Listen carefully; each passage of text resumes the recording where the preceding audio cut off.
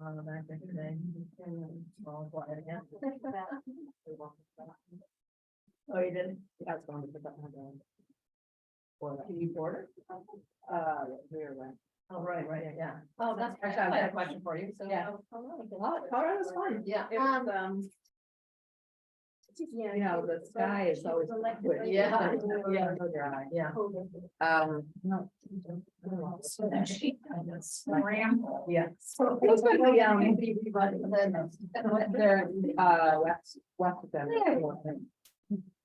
So they, booked and they, we went to a hike at 11,500 Oh my feet. gosh. Oh my God, you cannot breathe. It's No. crazy.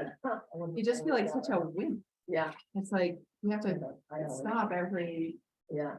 you know, bit, every 5 minutes. You have, so it's interesting because I'm there. Disabled was So waiting. you can really see your heart rate. You just need to hike anyway, but between that. Yeah. And then the third day was another hike and it was so much easier. You're getting acclimated. Yeah, it was not, but it's, I think it's fascinating. We went like tight speed driving the last night. Progress. My blood oxygen was 85%. Wow. Because it's 14,000. Can you hear me? It's amazing. And then if you go train at those elevations. Yeah, it's yeah. one with the water. I did it. Yeah, well done. Can you all hear me? Recording in progress. I can hear you, Ron. It's Becky. Can you hear me now? I gotta, how do I, on this? Whomever's hosting needs to mute their computer. I've done that. Can you hear me now? Can you hear us? Oops. Where are you? Click on it. Up in the corner, click mute. Okay, can you hear me? There's an echo. I muted my computer. Is there somewhere else? Hold on. Is anyone from 1623 there? They should be able to come and sort it.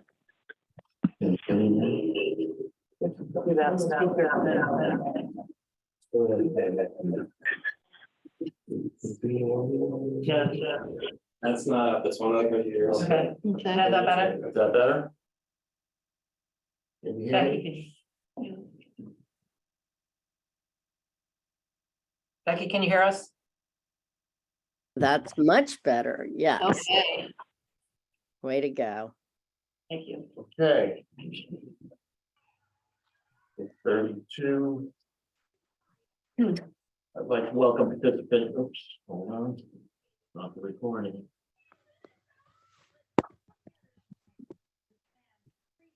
It looks like it's recording now. Is it recording? I see a red dot says recording. Okay, great. All right, sorry about this. I'd like to welcome participants to the hybrid planning board meeting of November 28th. Call to order, Ms. Creighton. Here. Ms. Felicio. Ms. Foley. Here. Mr. Only. Here. Ms. Kenny. Here. I'd like to announce that I received an email with a letter of resignation attached from Gary Gilbert, effective 11/22. So he'll no longer be part of the board. Thank you. Looks like we have a quorum tonight. I'd like to remind all board members, guests asked to be recognized by the chair if they wish to speak, and this meeting is being recorded. First item on the agenda is acknowledge receipt of correspondence. I've got 4 listed, letter from Lorraine Iavoni, 11/19, Town of Wenham, 3 letters dated 11/10, Essex appeal decision, and an Ottinger letter dated 11/9. At this time, I'll allow public comments on items not on the agenda with a limited time. Does anyone from the public like to speak?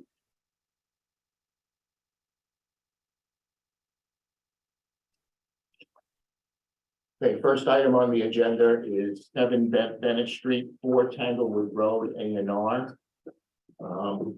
And is the applicant here? Yes. Okay. Could you just introduce yourself and your address or your? Curtis Apartment, 7 My name is Joe Small. I'm from Hancock Survey. I prepared the plan. Okay.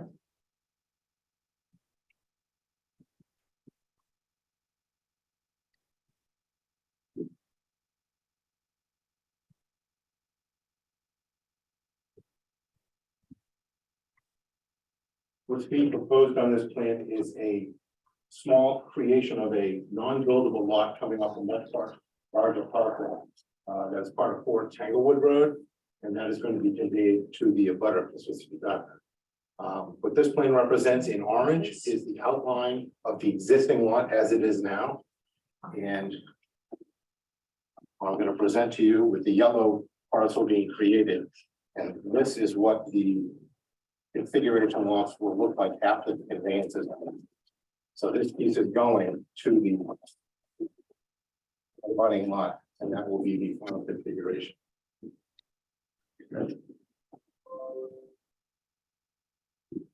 That's it. No new legal building lot is being created, no frontage is being affected. The area of the remaining lot is still well within zoning requirements. That's pretty much it. Are there any easements on that proposed attached lot? It's not an easement per se, but there's something called the building restriction area. And that is going to be, the lot is subject to that, as was the lot before it. And that's simply a restriction that no structure should be built within that area. No other utility issues? Nothing that I've seen. Okay, any questions from the board? I'll take a hand. Just, can you tell me what the square footage is? Yes. Use my glasses for this stuff. 928 square feet. Okay.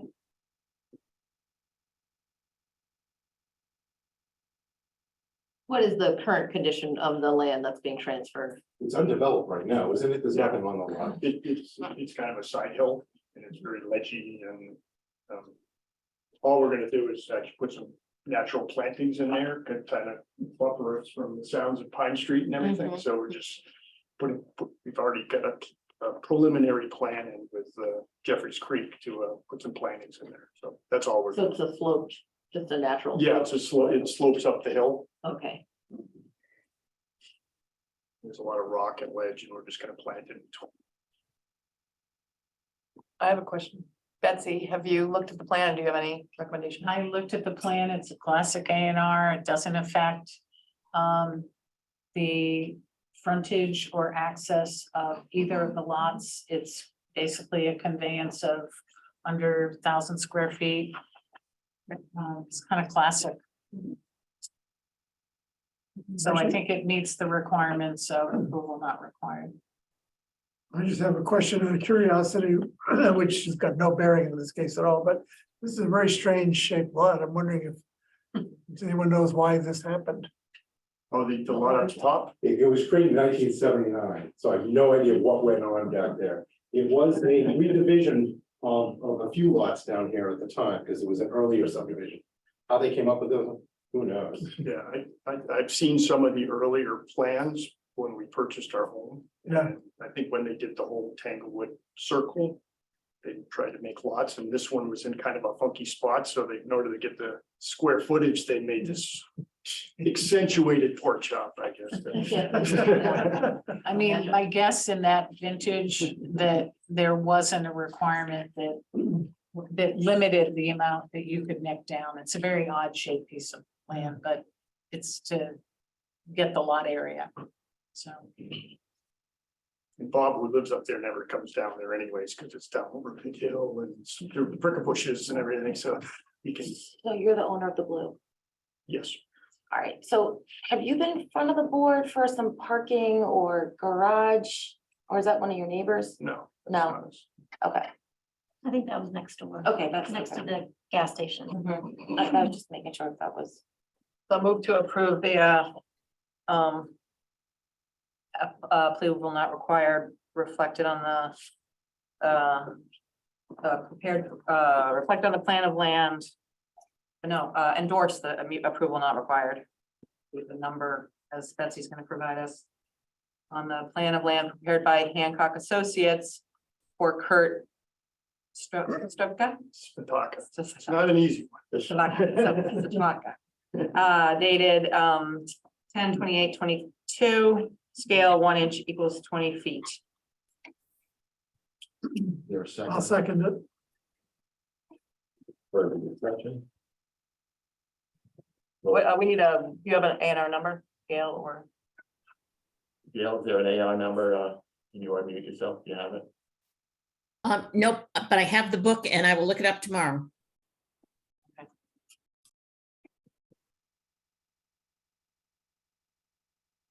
Roll call vote. Ms. Felicia? Do you mind starting it the other way? I wasn't here in the beginning, so I want to abstain. I don't think there's gonna be an issue, but. I mean, I just feel like I missed the beginning. I should have. Yes. Yes, Yes. Yes. The chair votes yes, so it's 5, 1, and 1 abstention. No other reason for my 5, apologies. 5, and 1 abstention. Do you sign the plan tonight or do I come back for it after it's signed? I usually, is there a Mylar? I usually sign a We Mylar. had submitted a Mylar. I usually sign that, and then I sign, we get a stamp on it and sign that. I believe the Mylar is downstairs in the assessor's office in Gail's area, so. So that brings up a good point. Now that we're meeting back in person, it used to be I had signatory rights as one person to sign for the whole board. Now that we're back meeting together, I'm wondering if all members have to sign the document. As long as you have signatory rights and it's voted and it's on record at the Registry of Deeds, you're good. Some boards don't like to do that and they like to get a majority signing, so it's up to you. Well, I'll leave the Mylar and how many copies, Gail, do I need to sign? Usually 3 or 4. 3 or 4. I don't have a key to downstairs, so. Okay. I think, Ron, if you at least sign it this time, I think we should not have any issues with that. I think it's just a logistics issue and.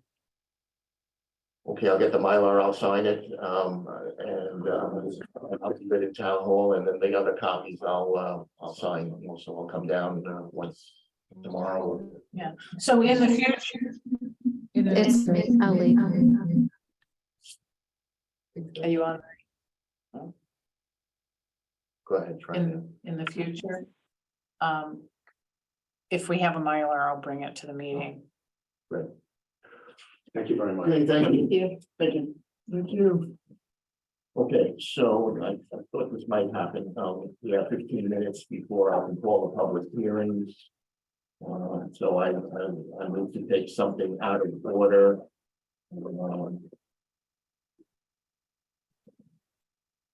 Something that would take about 15 minutes. I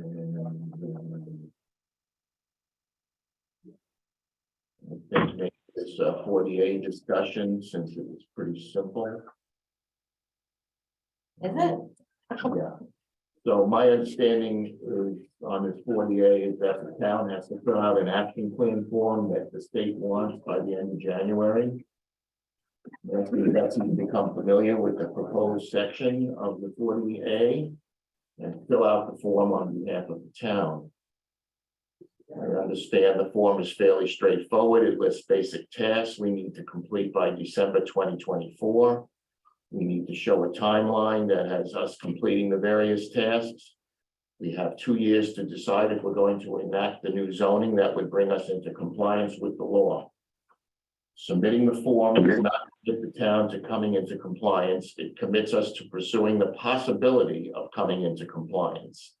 And I'll just ask Betsy to give us some more information.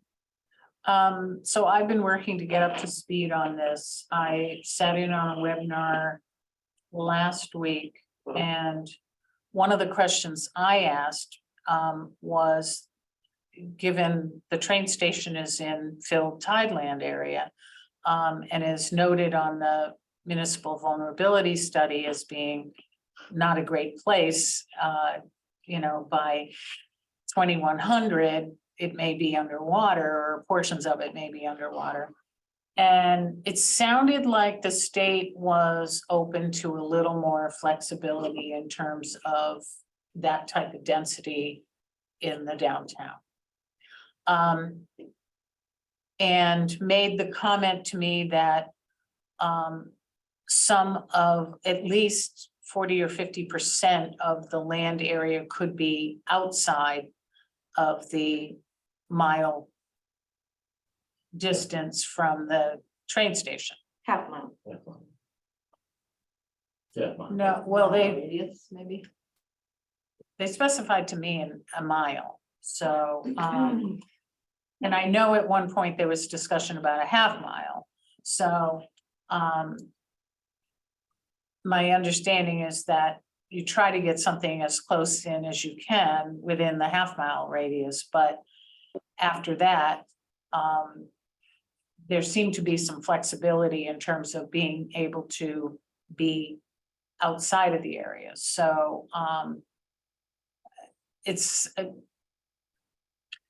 the issue of density and 15 units an acre, I think if you cherry picked through the center of town, there are some buildings that are easily that density. I guess my stance on it is that I think there could be a number of properties on, for example, the other side of 128 that might support that type of density, and it wouldn't be seen on a regular basis because everybody's used to single family houses in town. Sometimes on larger lots, sometimes on modest lots. But I think it's doable to have a couple of areas closer in and then try to take the majority of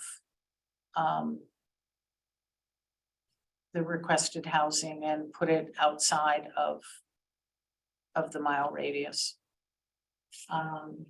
So that was one webinar. I've been looking into it a little bit more. And I think given the fact that the really difficult part is by not adopting something like this, the town loses the opportunity for significant grant monies, including infrastructure grant money. So that's obviously a decision that needs to be made by the town. But I think 2 years is a while to be able to put together this plan. I think it's not insurmountable. But that's a decision that this board and a number of other boards would need to make.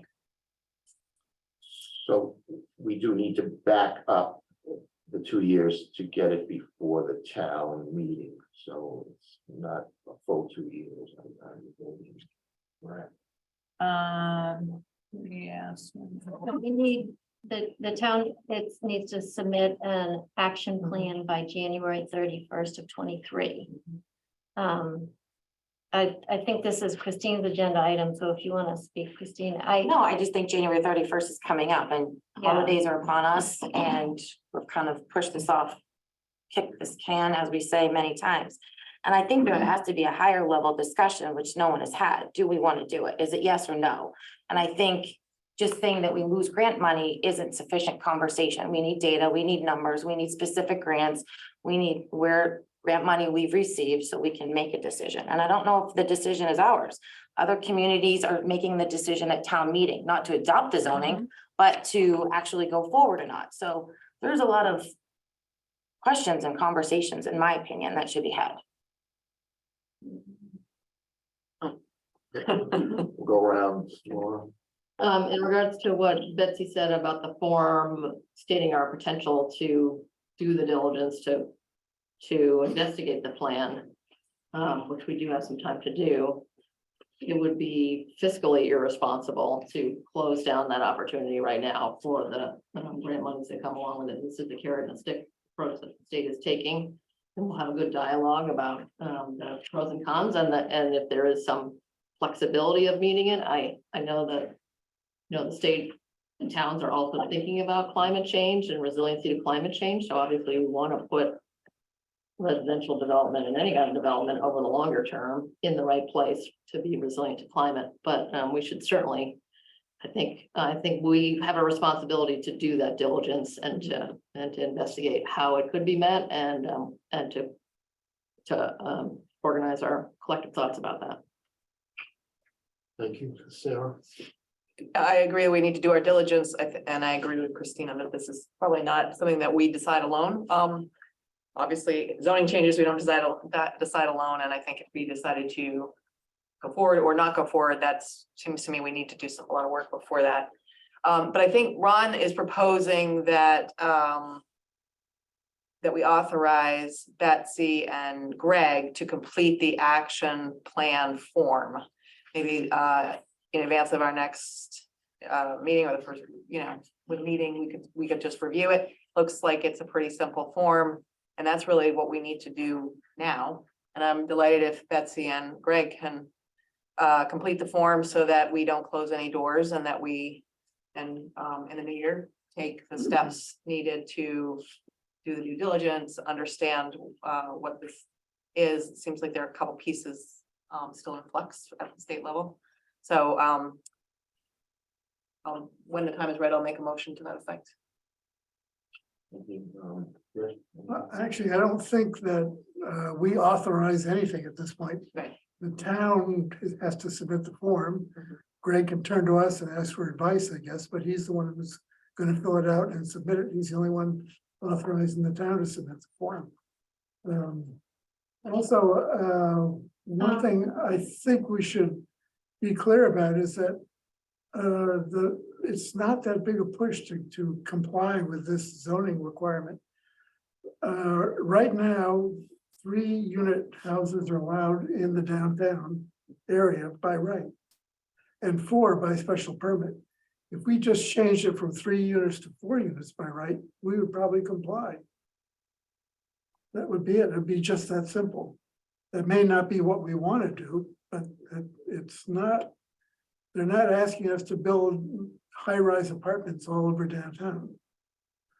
And we're very close to the density allowed by zoning already. So I think we can be strategic about it, think about good sites where we would welcome denser development, but I don't think we have to jump through 100 hoops here necessarily unless we want to. So I would like to know what the town's plan is. It seems very haphazard at the moment. I'd like to know who's filling out the form. I'd like to know who's gathering the financial data, who's doing the cost benefit analysis, who's reviewing the compliance models, the Excel workbook, the 2 factors. There's municipal land maps that the state has posted on their website that has a basic land database file and a detailed land database file. If it's decided by whomever that we're going to do an interim compliance action plan, I would still like to know what the data is backing that up. I personally, I know we've we've received out of those 3 buckets of grant money, we've received 600,000 over the past 12 years, 500,000 for a dredging project and 100,000 to look into moving the wastewater treatment facility. So I think it's very important we weigh what potential grant money have we received, do we think we'll receive, do we want to receive, with allowing 37 acres of 15 units per acre by right. The state does say that we can do 40% within the MBTA station, and thus 60% can be outside of that area. That could be an overlay, 5-6 different overlays. So we have to get a sense of what residents want after they've seen the data, and I just haven't seen any data. I don't know who's spearheading this. I don't know if it's Betsy, but if she has that data, that would be great to. I do not have Pass that data. I've along. been here Um, 3 weeks. I know I tried to open up those municipal land maps. You need certain software to do that. Perhaps you have it as being a town planner. The Excel spreadsheets are very complex and very detail oriented. So yeah, I mean, I think, it's a lot to do in a year. It's a lot to do in a year and a half. And, I've seen what other towns have been doing, and we've done nothing. We have had no public meetings. There's no public outreach. There's no data to be had. So I'd like to see that. Can I have a suggestion? Can I just, one second, Greg, do you have any comments on this?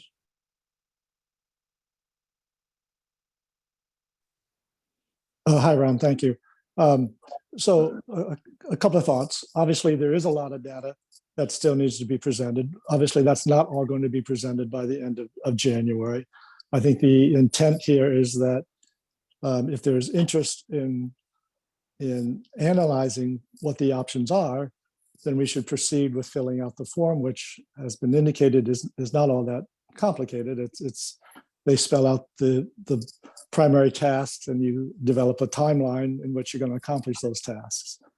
I'm confident that if we decide that we want to pursue studying it, then we can collect that data and have public forums and have public presentations of that data over the next 18 to 20 months. You could target the fall special meeting in 24 to take a final vote if it gets to that stage. In terms of the funding, Mary's correct. In the past, that 600,000, looking forward, that figure could climb easily north of 5 million. A dredging project of 2.5 million for the next round, and a $2.5 million request for some infrastructure assistance as we look to improve our water and sewer system that allows the CST project to go forward. So just those two projects alone could easily net the town $5 million in additional revenues. Now, money shouldn't be the driving factor. This should be done in a way that makes sense for the growth of the community. And we may conclude that at the end that it doesn't. And we're just not in a position to make that decision yet. But I think it is prudent to go forward with analyzing the data and coming to a logical conclusion at the end of the 20 months that we have. Thank you, Greg. Kathy Bellata, you have your hand up. Yes, thank you. I think it's important to be very clear on the next steps as everyone is discussing. And we as a select board, we have not had this discussion yet on 40A. And Greg, I'll advocate now for putting it on the agenda for our next meeting. But what I would recommend is three steps here. Number one, understanding where do we already comply with the 40A requirements, the MBTA zoning, because it's not like we're starting from scratch. Okay, so number one, where do we already comply, or how to what extent do we already comply? Number two, what would it take to close the gap so that we could comply? As been suggested, there could be some minor changes to some zoning in the general district that perhaps on its own could allow us to comply. Whatever it is, what would it take to close the gap? That's number two.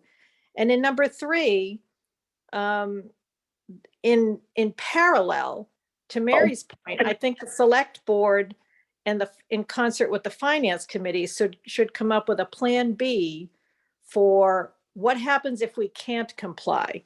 Where would we get the extra funding to support all of the funding we would lose if we did not comply? So, in summary, step one, where do we already comply? Number two, what would it take to close the gap? And number three, let's have a plan B, because ultimately any zoning changes have to go before town meeting.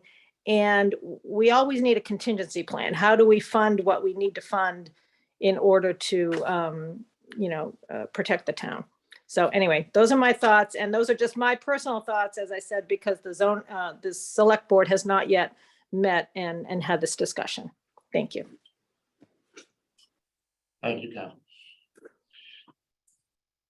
Okay, so just to move forward, I think the next step is to get that form done. And then maybe, I don't know if we need to look at it, but we can have it, we can get it done for our next meeting. We'll just take a look at it.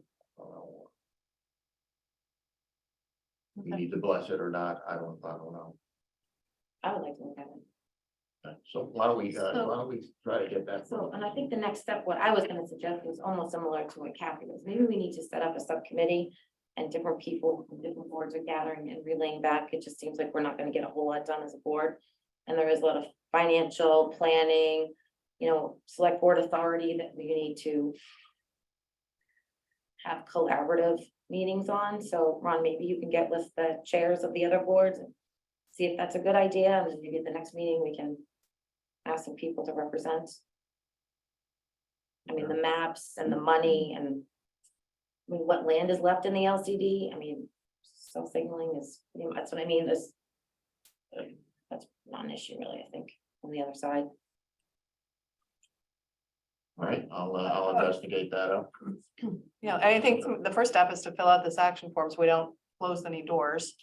And then the other question that I have is, I believe that MAPC does have technical assistance for helping towns to gather some of this data. It seems to me we should avail ourselves of some of those resources. And I do think that since we have an interim planner, this is an important issue that she can take the steps to move this along, create a work plan of various things we need to do. Kathy outlined some of those things. I think there are probably some others. Because I think there are several different outcomes that we might contemplate. There's and I think it's the other thing I would caution us on all sides to not prejudge the outcomes until we've done the work. Right now, all we're doing is not shutting any doors. I think it would be irresponsible of us to not file the form and just close that door. So I would support Ron's initial statement, which is Betsy and Craig fill out the form, and if you want to give it to us for input as a draft at our next meeting or at first meeting in January, as long as it's before the deadline. But it seems to me that it's town staff can fill out this form, and it's simply a statement of commitment to do the work we've been talking about. So Can I just ask two questions on that? That, as I've seen other towns do, if whomever or whichever board it's coming from, that there is a public outreach, that even this interim form is being submitted on that behalf of Manchester. I know other towns that have asked their residents if they want to submit this form or not. So I think we're submitting it by somebody's directive, and so I think that's important for residents to know. And I would ask that for this project, we have a true project plan. A true one. What does that mean? That means an actual project plan that you have, all of the higher topics and the subtopics and timelines and tasks and deliverables and, everything that's kind of spelled out so people know what needs to get done, what's getting done, when it needs to get done by, who's doing it. Okay, thanks. Becky Jakes. Hi, Ron. Thank you. Becky Jakes, 22 Forster Road and Select Board. I just would like to remind some people, this is not a commitment. This is a placeholder. If we don't do this, then we have made a commitment to not pursue this. So this is simply a placeholder for the time being. Thank you. Okay.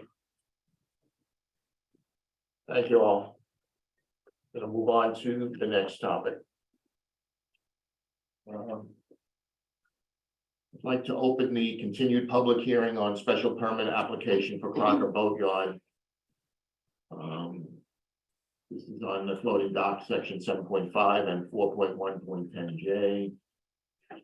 In order to hear comments from the Harbor Advisory Committee on December 7th, we have been asked to continue the public hearing to our next meeting on December 12th at 7 p.m. So at this point, I would like to, we've received a letter from the applicant requesting such. And that is a paper copy that's in front of You have you all. a copy on your desk. It's an email from Susan St. Pierre. She says, "Good morning, Betsy. The Harbor Advisory Committee was unable to comment on the two above referenced projects. They won't meet again until December. As you know, our hearings got continued to November 28th. We'd like to request that continuation to be rescheduled to December after the Harbor Advisory Committee meets and renders an opinion." And I advised her that the planning board's only meeting is in December 12th, and we'd schedule it with a draft decision for that meeting. So she's asked for a continuance, and she's been told that it's continued to the 12th. So do we need to vote to continuance? I would vote, yes, I would vote to continue to a time and date certain. So I move that we continue the hearing scheduled for this evening to December 12th at 7 p.m. For a second, Second. any discussion? I have a question Laura. for Betsy. If there was to be a harbor master plan, I'll call it, developed, would that be under the jurisdiction of this Harbor Advisory Committee? My understanding, and Mr. Federspiel can correct me if I'm wrong, is that there's will be a movement afoot to start a harbor master plan. It will probably take several years. And as I understand it, that may be starting in the spring. The Harbor Advisory Committee does not want to be the lead on it, so I would assume that it would be somebody from applicable boards and commissions who would be assembling this harbor study committee. Okay. We don't have an existing older harbor master plan. We've never had a harbor master plan. I think that's correct. Thank you. The motion's been made and seconded. Any further discussion? Vote to move on the motion. Mr. Yeah, Lisa. we already did. Somebody, Chris already made vote it. To continue. Chris made it, and We're I voting. seconded We're it. just voting. We're voting. Oh, voting, sorry. Yes, Please, yeah. Yes. yes. Yes, Yes. Yes. 6-0. I'd like to open the continued public hearing on the Manchester Marine floating dock 5 and 4.1.10J. For the same reasons as which is given for the previous one. We'd like to continue. I'd like to hear a motion to continue the public hearing to our meeting December 12th at 7 p.m. So moved. I'll second. Any further discussion? May I ask a question? So if they're meeting on the 7th, are we gonna get some write-up or something that we're gonna have before the 12th? So Becky plans to go to the meeting, right? what I had intended to do is to go to the meeting, and I have been working on decisions. So the goal would be for me to incorporate their comments into the decision and then get them out to the board on the 7th or 8th for the meeting on the 12th. And I don't know if that's enough time for everybody. I could get you a draft decision except for their comments earlier than that. So every board's different. I mean, I've had boards that basically just give me the stuff on Friday and we'll look at it on Monday, but every board's different. So I need to know what your timeframes are. I guess, how are you writing a decision if you don't know how we're feeling about it? Yeah, I guess that was my question too, is how is it going into decision before? Because I think we're just looking for their input, correct? Right. I mean, I can do a write-up of what their input is, or Brian can do a write-up of what their input is, or the chairman could do a write-up.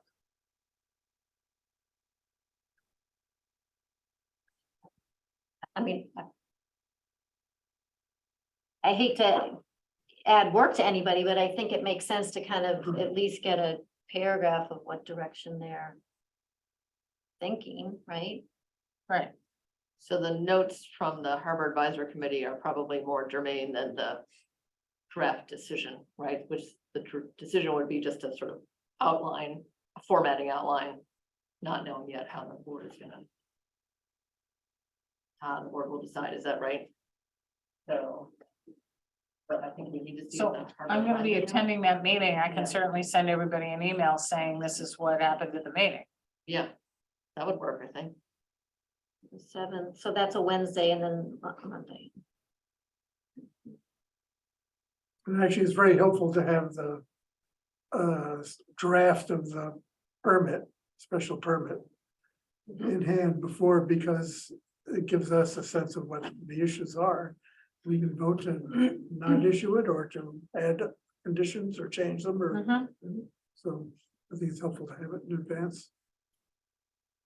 I think on the field, it was absolutely, I think I'm not gonna speak for anyone, but I'm feeling that we know that we need fields in town. It's voted on. It was in a, we voted to allocate money at town meeting. I think that to me seems like we would potentially approve a change with modifications, but Manchester Marine and these two are, I don't know, and it's not the same rubber stamp in my opinion.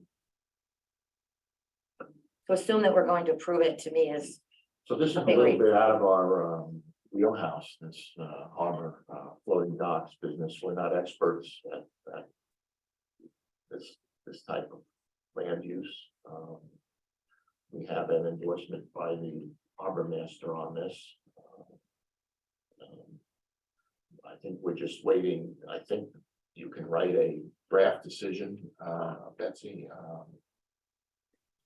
ahead of this, and then we can put in any conditions or concerns the advisory committee has. My thought. I have one question that I would like, I'm not gonna be able to go to that meeting. But I'd be curious, input from the Harbor Advisory Committee on public benefit that we should request from the applicants. I think that in the Manchester Marine case, the case of the pump out station remaining is a logical public benefit that we could make part of a condition. But I'd be curious on the Crockers boatyard. And I thought I would make some suggestions maybe through Bion that the committee. I mean, things like the high school sailing team could store their, I mean, this is making this up, but the Harbor Advisory Committee could store their coach boats there during sailing season before the boat docks are all in the water. As a public benefit, because this is encroaching quite, I guess we shouldn't put, but anyway, without discussing the merits of the project, my question to you is, could you ask the Harbor Advisory Committee to think about the public benefit piece of the special permit?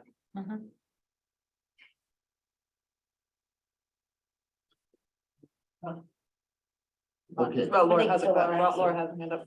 Thank you. Just a clarifying question after Christine's and following on Sarah's asking Harbor Advisory Committee. I'd also be interested if they have any, as a Harbor Advisory Committee, is the environmental impact of this positive or negative? Is that part of their review, or, do they have any comment on that? I think the Concom did weigh in on that. Concom has weighed in on the kind of tidal flats area, but I don't know whether the Harbor Committee also has notes. And then what I was gonna say on coming on Christina was that I just want clarity that the drafting of a decision doesn't imply a yes or no. Is that correct? Because I agree, there's a lot of discussion to be had around this. We don't know which way it's going yet. But a drafting of the decision, as I'm understanding it, is you're kind of putting the issues and the facts of the case out there, but leaving the actual discussion, the decision yet to be had. Is that right? Yes. So if that's the case, then I think drafting a decision without any conditioning of which way it might go would be helpful, just as kind of collecting the facts in front of us. Agreed. And then one final thing, the Harbor Advisory Committee, is my understanding, is 3 people, correct? And Brendan Crocker is one of the 3? No, I think there was 5 Skip, when I was there. not Skip. So, but Skip is, I think there's There's one of 3. the applicants on the harbor committee. Yeah, but he He's recused. Okay, recusing okay, thank you, himself. okay, He's Discussion. a relatively new member. okay, He's recusing himself. thank you, okay, just wanted to clarify that. So it's down to 2. I think there's I think there's 5. 5. They just reconstituted it. Okay. Okay, did we vote to continue No, we this? didn't. Not yet. We moved it. Okay, to continue, the motion been made and seconded, we've had discussion, and now just to vote to continue. Yes. Yes. Yes. Yes. Yes. Okay, unanimous. Thank you.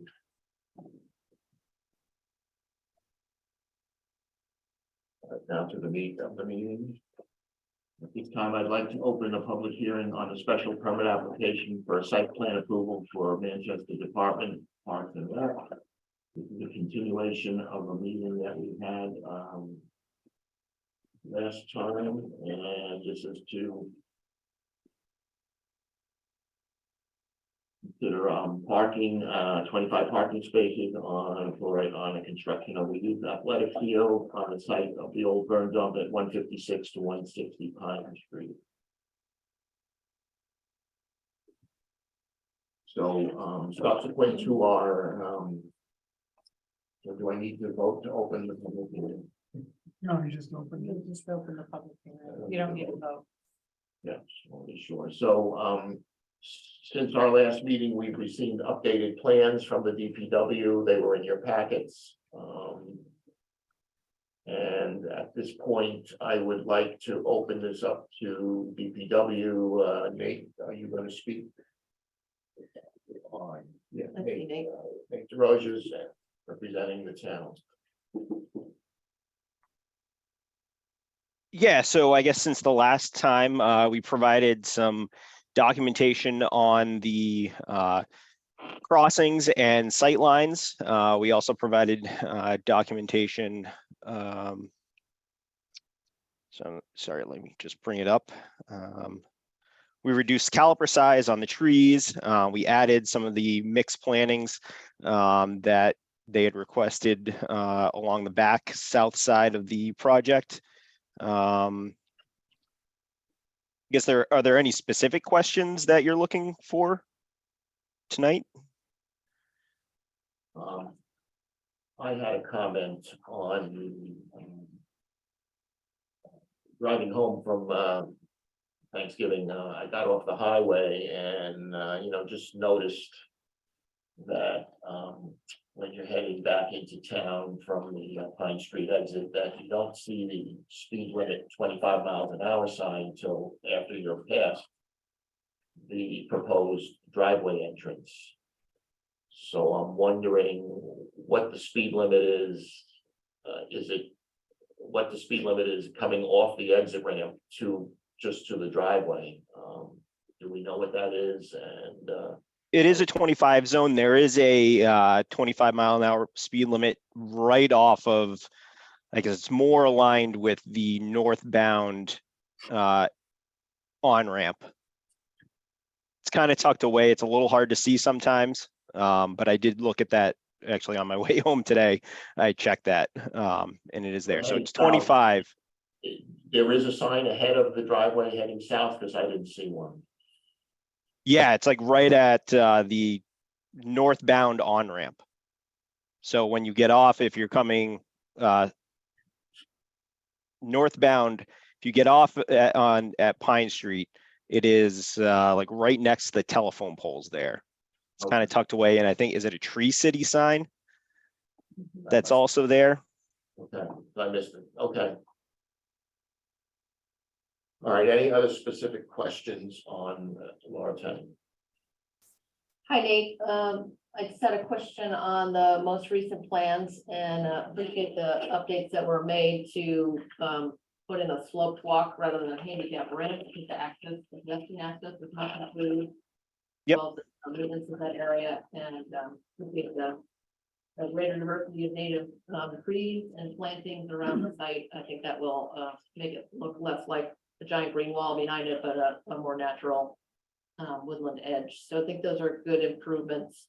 I did wonder about the alignment of the fence, and we don't have a plan right here, but the fence is sort of it doesn't wrap all four sides, if I'm looking at it correctly on the plan, and so the side facing the parking lot is unfenced. And I am wondering about whether some separation between kind of family gathering and watching area from the play zone.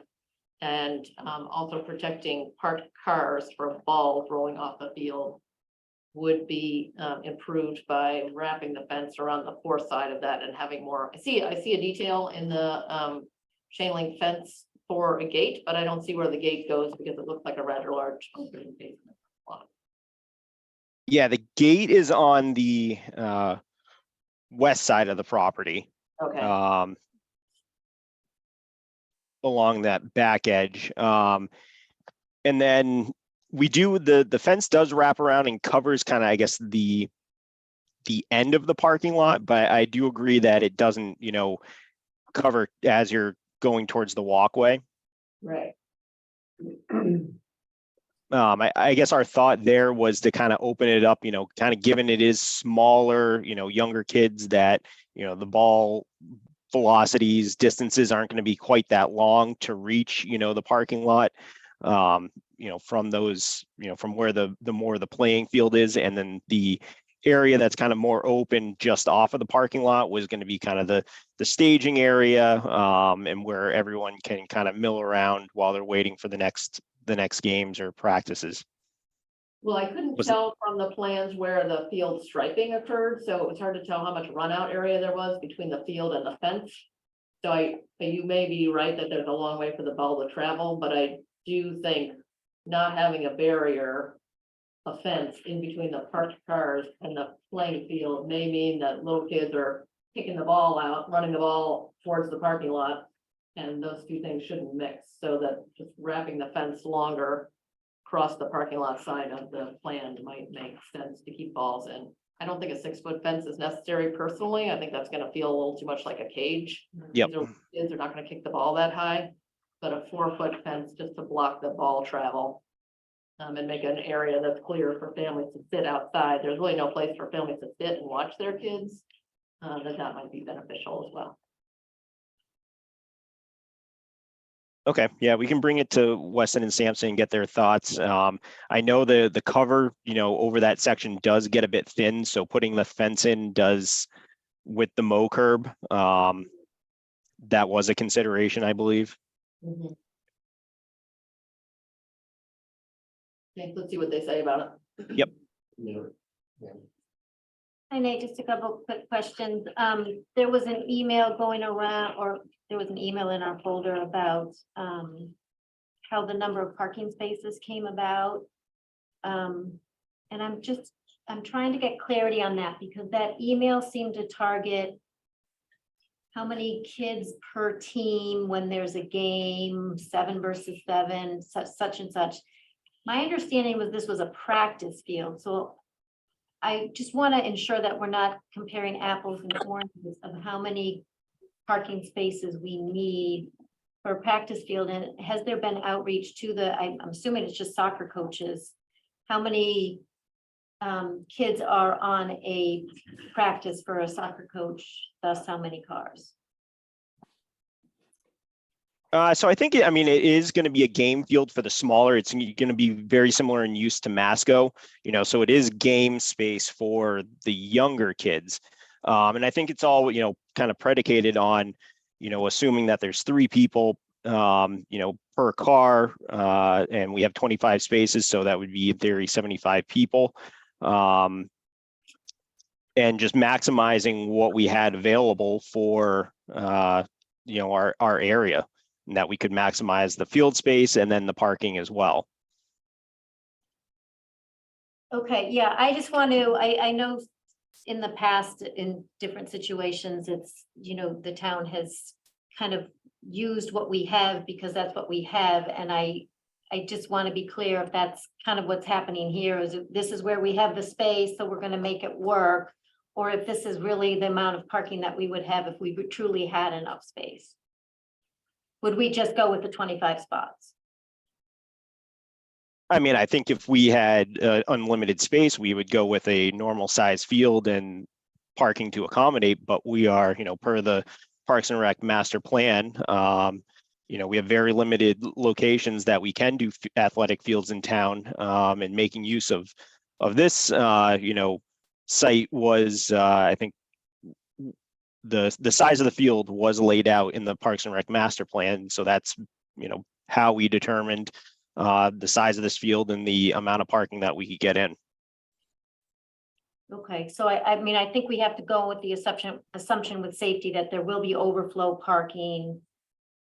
I think discussed at the site visit on Pine Street or Moses Hill, correct? Yeah, that's where, on Pine Street, I don't think we're gonna have parking on Moses Hill Okay, per previous discussions. okay. And then this was just on our desk when we came in, there's an email, and it was saying something if the DPW doesn't want someone to infer that the general sidewalk improvement, so I'm assuming that's the extension of the sidewalk out there. So if funds was used for that, then we might need funds for the sidewalk improvement. Is that what I'm getting from this email? Which for the southbound sidewalk improvement. So the northbound is within the project budget that is been allocated for this field. But within that initial budget, the southbound sidewalk was not considered. So that was an ask, and it's quite lengthy. It's about 650 feet, I believe. So that's going to be a fairly significant cost. So I guess what I was intending with that comment is that the funds would have to be allocated specifically for that sidewalk and not come from the DPW, general sidewalk maintenance line item. Because that's, we have a much broader scope with, for that line item addressing sidewalks all over town versus just this one sidewalk that's somewhat project specific. Sure. Okay. Do you have a cost do you know what that is? The 650 feet? Say that again, sorry. Do you know what the cost of that is, or that might not be relevant to this? I don't have a cost offhand. No. Thank you. So Nate was responding to, I had written a draft decision, which I've given a paper copy to everybody. And originally, I thought this was gonna be continued, which it still might be. But I just wanted to give an example of what a draft decision might look like. And so I gave it to Nate to review, and his comments are in response to a draft decision.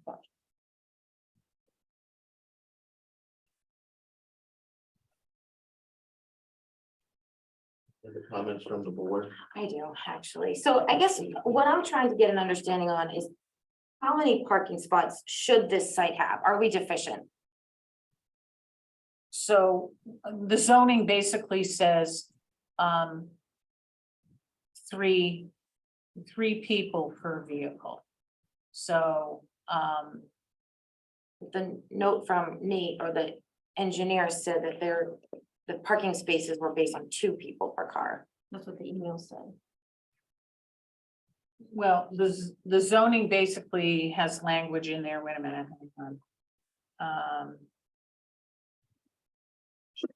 Can you tell me what you're looking at? Is the decision? It is.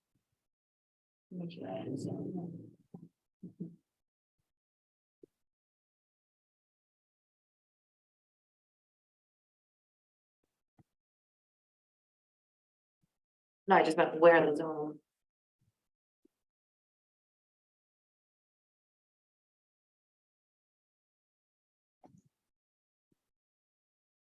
The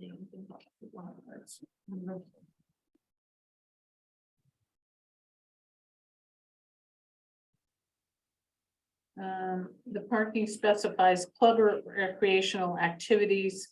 Each 3 persons reasonably expected to be using a facility during a period of full utilization. 1 space is required. Where are you seeing it? So in our Pardon? bylaws. It's on page 25 of the zoning. It's a recreational club or other recreational activity. Is there a section number? Pardon? 6.2. Thank you.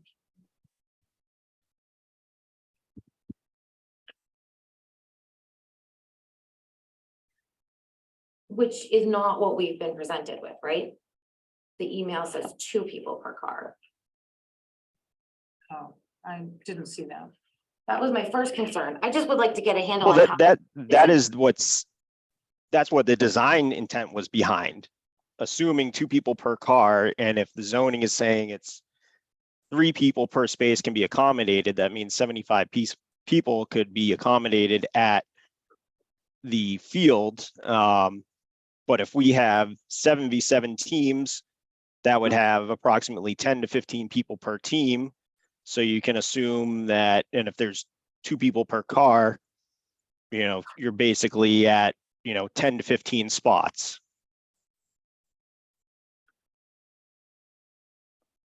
Need 30 spots. If there's 2 people per car and then there's 30 people total, that would be. That's for a practice. We're saying they're gonna have games. Yeah, but it's 7v7. Because it's a smaller field. So if it's 7v7 and then each team has approximately 10 to 15 people per team, we could say 13 people per team is an average. I guess this is the information that I was looking for today. Like, what are we making these assumptions on? What's the norm? Are we deficient? Like, just so we can be educated in what we're making. That was my first. I don't see anything about the sight lines. Did I miss? That was number 2. And I think that beacons that we have are the same thing that is at Lincoln and school. Is that correct? Those are different beacons than what is we have at Lincoln in school, but those are RFFBs. Okay. Um, So I so guess let's go back to the parking. I guess I don't see any kind of analysis, what this should be, what we're deficient, just so we have an idea of what the on-street overflow is going to be. I guess. I mean, that's what our consulting engineer provided us. I mean, that was his analysis. So if you have 26 kids on a field, then and you have a parent bringing the child in, so there's another 26, that's 52 people, and the parking is set up for up to 75 people. Well, No, you're just assuming 3 people per car. Like yeah, they're saying 2 people a car, so it's set up for 50. Right. 50 to 75, depending on whether you use the zoning or the traffic engineer's requirements. Traffic engineer is saying for 7-on-7 at this size field with this population, they're assuming 15 spaces. We're doing 25. I think that we're gonna put in a field, we're gonna put in adequate parking as determined by the traffic engineer and it's fit the site, and we're not gonna not put in a field because we want 30 spaces, but we can only fit 25. I mean, we're always gonna have constraints, spatial constraints on any development we do. And the answer isn't always more surface parking. So I think if the traffic engineer is saying we've demonstrated adequate parking, then we should make a decision based on those parameters. So that is true, but I'm saying maybe there should be something, and it maybe not in the decision, but maybe games need to be staggered a little bit, so it gives people time to leave and new people to come, so there's not a congestion. I'm just thinking, I don't want schools or Pine Street to be, burdened by this field, because it's, to me, I did not read anything about the sight line, so adding vehicles and a limited sight line site, I'm just concerned about the kids and the safety. Did you see anything with sightlines? There was a plan that Nate submitted that, or an email that he submitted about sightlines. And I think the maximum, on one side it was 500 feet and on the other side it was like 300 feet. Is that right, Nate? I didn't see that. Let me just pull, yeah, so assuming an 85 percentile operating speed of 35 miles an hour, the stopping site distance required would be 250 feet. 25 So miles an hour there. correct, and so we assumed worst case scenario that, as everyone has seemed to express that, people are traveling faster than the speed limit. So we assume those higher speeds, just to kind of look at it that way. And so we have, let me just pull it up here.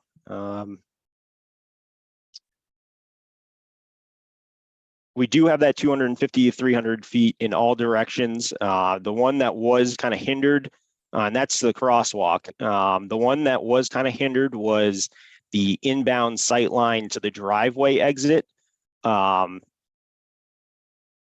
which I think was partially obscured when we were looking at it by brush that could be cut back on the side.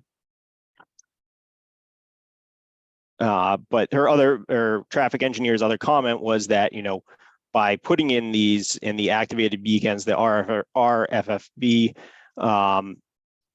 we are satisfying the requirements, even if we didn't have those sight lines. I guess me satisfying requirements is different than, I would like some more information. It's children's safety is gonna be based on our decision. So I was there, I was concerned about myself crossing the street.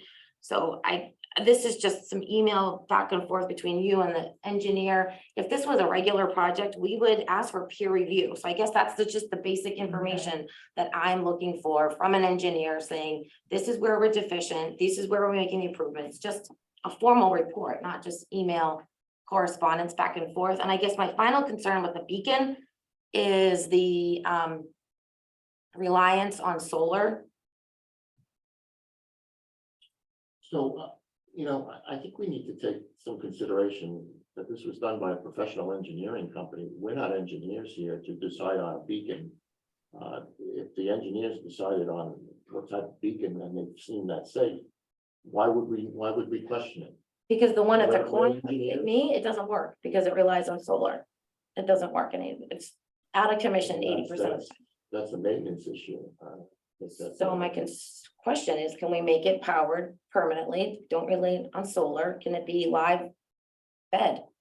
That's my concern. The one on the corner is always out of commission. It's always blinking, or when you need it to blink, it doesn't blink. So I would like something a little more reliable. I don't know if it's only powered by solar, but it's a concern of mine. Nate, is it only powered by solar?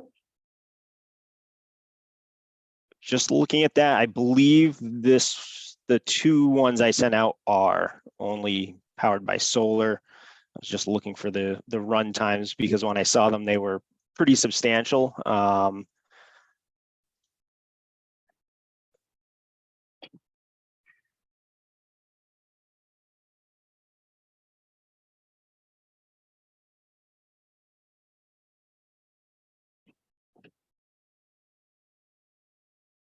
We have the engineer. Yeah, so even if we had, I think they've come a long way. I will admit that the one that is installed at Lincoln isn't very reliable. That was an earlier model that we did, I think, close to 5 years ago. So they have made improvements.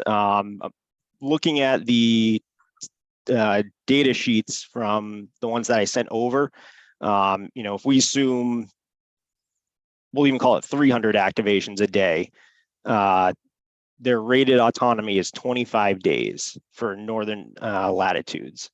And so they have a breakdown. It's the very last page of the TAPCO submittal. Everything from 100 activations to a day to 1,000. At 1,000 activations a day, you get 12 days of autonomy. So meaning it should last, the battery should last for 12 days without any charging.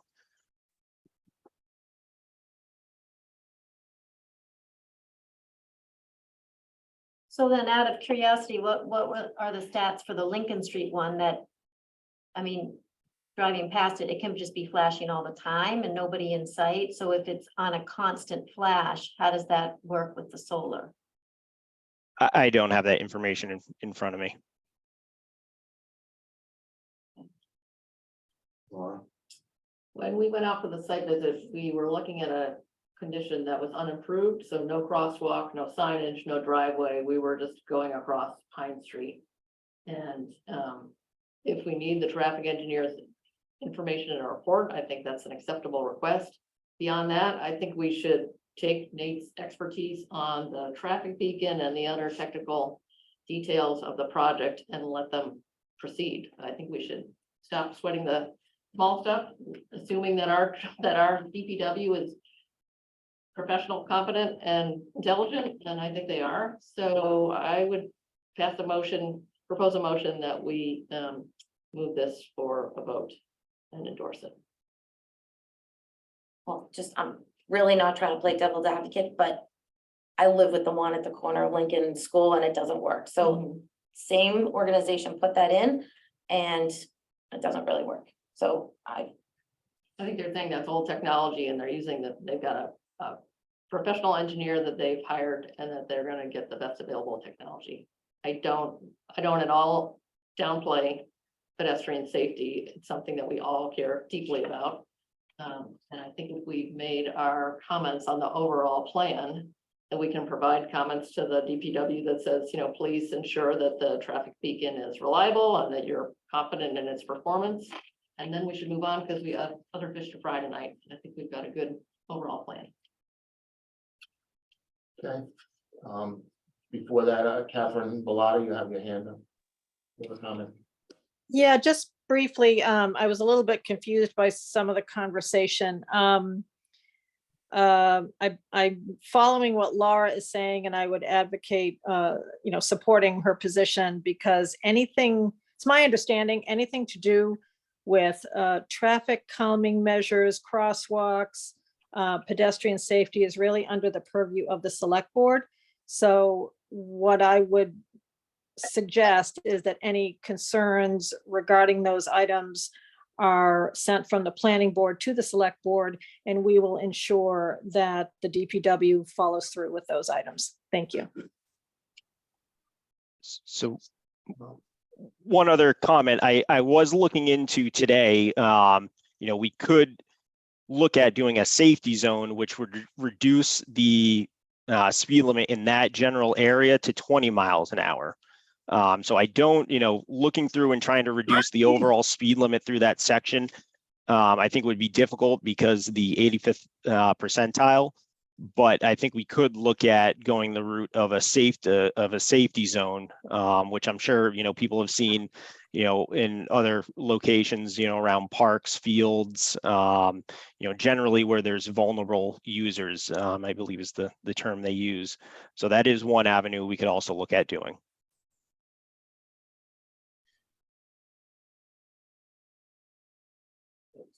Kathy Bellotti, you have your hand up from again? Or? Yeah, just so I appreciate the DPW's position. I think those are all suggestions are welcome. My point is that discussion belongs at a select board meeting.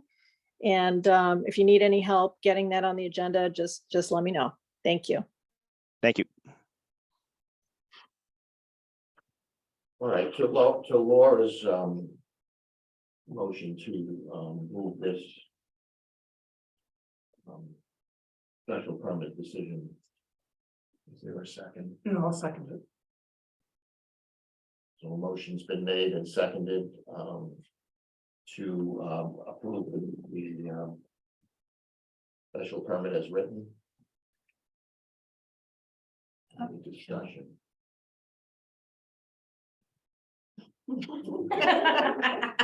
Well, Mary. You have the floor. My question, I guess, is to, let's see. So we posted a public hearing and posted the agenda with certain bylaws and sections, yet this decision is referencing different bylaws and sections. I don't think we can make a decision on items that have not been posted. But correct me if I'm wrong. It's 6, 9, 10, 3, 5, 2, G. But that's not what the decision is saying. 6, 9, 10, 3, what's 6, 9, 2, 7, 10, 3, 5, 1. So One. 10351 is groundwater supply. They cannot comply with the town's requirements. And so they're putting the stormwater from the parking lot out into the Pine Street. We did not discuss that, We did at a site meeting. but not No a discussion at site meetings. You can't, no, we did not discuss that. 7.5 is, wait a minute. And I think, and somebody knows better than I, but 7.5 is basically the administrative section that deals with special permits. And but we have to post for that. The public hearing posting has to post. Why does that have to post it? It's just the law. No, I don't think it is. It is. Well, I'm not a lawyer either. You- I know, so but I thought we discussed the drainage on the parking lot. Are we talking about the drainage? Maybe they can address We did. this. We just, they were gonna, it was adequate, the engineers approved it, and they were gonna, and then the field stuff is pervious. That the field is I'm pervious. not arguing any of the merits of what's There's- on here. there's- I'm she's saying that there's just not, that the decision and what has been drafted as a decision is not what was posted in the public hearing notice. I think that's what you're saying. That's what I'm saying. Thank Okay. you. So And it's why is not that? posted what's in the. I don't know the answer to that. I didn't post it.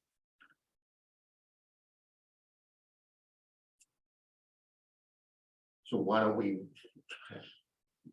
But then but to follow through with that, it's not consistent throughout the document either, so. You have 7.5 here, but then you reference, well, I guess that's fine, 7.52. Well, 7.52 is listed up here because 7.52 is applicability. And it says, 692.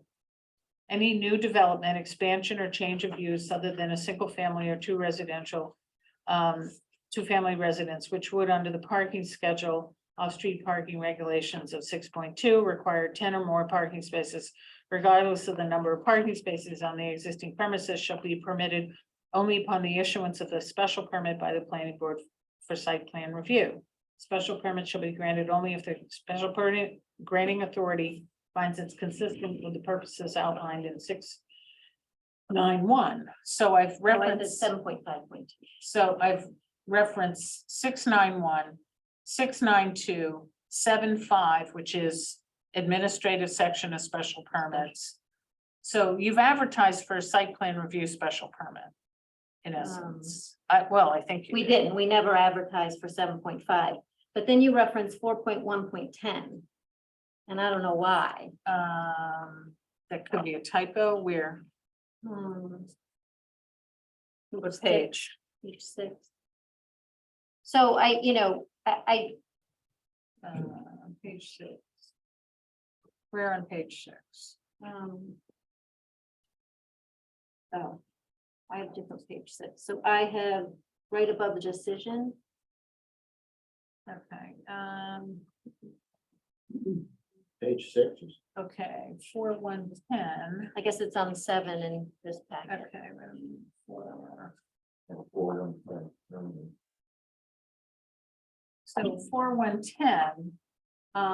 It's not the current zoning anymore. any of the following uses if authorized by special permit of the zoning board of appeals or the planning board as specified below. And, I guess my overarching concern is that I just don't know that we can make decisions on things that we didn't postpone. But I will. I leave that think, to the- I think the decision kind of gets a little more into the weeds of the permit of what's being requested, or what's being granted, what's not being granted. I never saw the public hearing notice, so. So I just know how the ZBA works and how the planning board's been working, and we discuss what's been posted for the bylaws that have been posted, so I don't quite understand what you're saying. So when you see a ZBA posting and our planning board public hearing posting, it's posted in the paper and it says per bylaw Sure. of what they are, bylaws they are applying under. Mhm. And we're bringing in a whole lot of others that weren't That's just, posted. but that's just part of the decision. That's, I, Greg, do you have a comment on this? Sure, rather than waste everyone's time, it's a good point that she raises, but why don't we just double check with town council and she'll review the hearing notice with the decision and see if she feels that it is adequate. And if not, then we will rewarn and go from there. we But- can also strike the section numbers in the decision. So do we need to continue the public hearing to await town council's decision? Is this a clerical issue?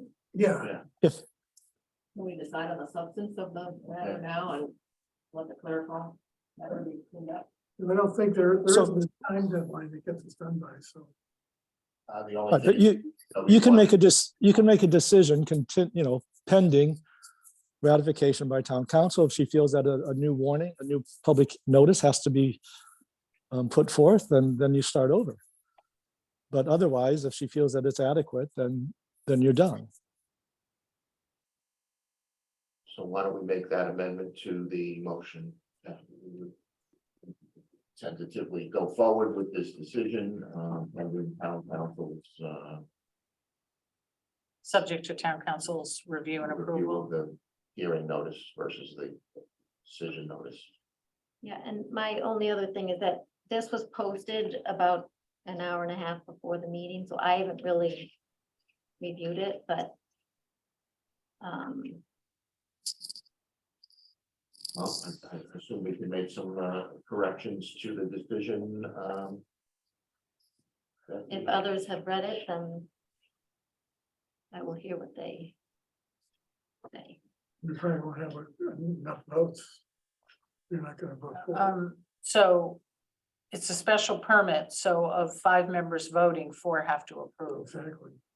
So, given the concern with the legal issue and the fact people haven't read it, and there's a couple more kind of tweaks that need to happen, perhaps it's more prudent to continue it to the 12th. I mean, have other members read it and feel confident? I'm reading it now. I didn't get it in the folder yet. So quite frankly, I would have gotten this to you earlier, Sure. but it was noted on the agenda as continuance. Yeah, So, in the future, what I would do is try to get it to you at least 3 or 4 days in Right. advance. right, Is that sufficient time, 3 or 4 days in advance? yeah. Yeah. I Okay. think normally we've asked for like the Thursday before the meeting, like, and the close of business. Okay, so Thursday. So let's move to continue this to December 12th. In the meantime, we'll get a town council opinion and we'll have time to read this decision now that you have it. So what I would do is suggest that you toss, well, I'll be revising this decision. So, you might look at it and give me some comments as to what you like about it, what you don't like about it. but I will be issuing a new decision, probably the middle of next week. So what's the procedure, Betsy, I'm sorry. Yeah. Can I ask a clarifying question? Yeah, so we'll vote to this, we'll. You can vote to continue it We'll vote to a time and date certain. To, December 12th, 7 P.M. So the question is a procedural one. How would you, going forward, when we get a decision in our packet, say Thursday before a Monday meeting, and we might have some comments on the decision. It's very helpful to get this in advance. How would you like our comments? Would you like them by email before? So they can come in by email before, Okay, or at the meeting, we basically just go through page by page, and if anybody has any issue, I prefer to do it at the meeting in public. yeah, I think that Okay. makes more If you want sense. to do that. that was why I Yeah. asked, because you're Yeah. giving us a chance to read it before, but so we'll Right, bring our comments right. to the meeting. So if I give you a chance to read it before, and then you mark off what you don't like or what, you know, then we can change it at the meeting. Right. And go from there. And can I ask one more question? We don't have to talk about it, belabor it here, but there are the substantive comments, and then there are gonna be things like typos and grammatical errors. Some grammatical errors are mean more than others. It would be great to find a way to offload the clerical administrative comments and really spend our time discussing the substantive comments. Well, so what I would suggest when you're reviewing the decision, if you wanna, check off I mean, I'm hoping there aren't any typos in this. It goes through spell check and whatever. Yeah, But, we all write differently. sure. So if somebody has some grammatical issues or Scrivener's issues, they can email me with those, but when we get into a meeting, we talk about the substantive issues. I agree with that. We'll just email the typos to you and you fix them up. Yeah. All right. So Nate? actually, on a substantive question, let's see, this decision says a sight line of 300 feet. Did we actually, I don't think I heard that tonight, was Nate? I think it was a minimum of 300 feet. He said more It than was 2 something at one point, right? No, Really? I recall getting some kind of email saying that it was more than 260 feet, but I will go back and check that email and correct it. I guess I don't feel like I've had that information. And like I said before, I'm gonna reiterate, if this was another project, we would ask. So for peer review. Nate's gonna put everything into, he's gonna ask Weston and Sampson to put everything into a 2 or 3 pager. Or else he's gonna put it into a 2 or 3 pager. I'll get it to you next week. Thank you. Oh, that would be good. All right, Nate, you have a final thought? I want to move on. I just want to confirm you're referencing the correct posting because we did post it twice. I think it'd be the October posting. I believe one was September, late September, and then we reposted again in October to correct those paragraph. I think there were only 2 bylaw sections referenced in the legal notice. And here we have several others, I think, so I don't think that's the issue. Okay. All right, so move to continue the meeting, the special permit for DPW to December 12th at 7 PM. So moved. For discussion, roll call. Need a second. Do you have a second? I moved it. Need a Oh, second. okay. Oh, I think Christine seconded. I'm sorry. Go around here, Mary. Yes. Yes. Yes. Yes. Okay.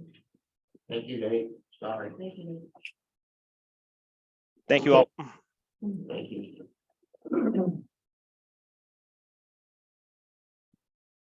So, the next item.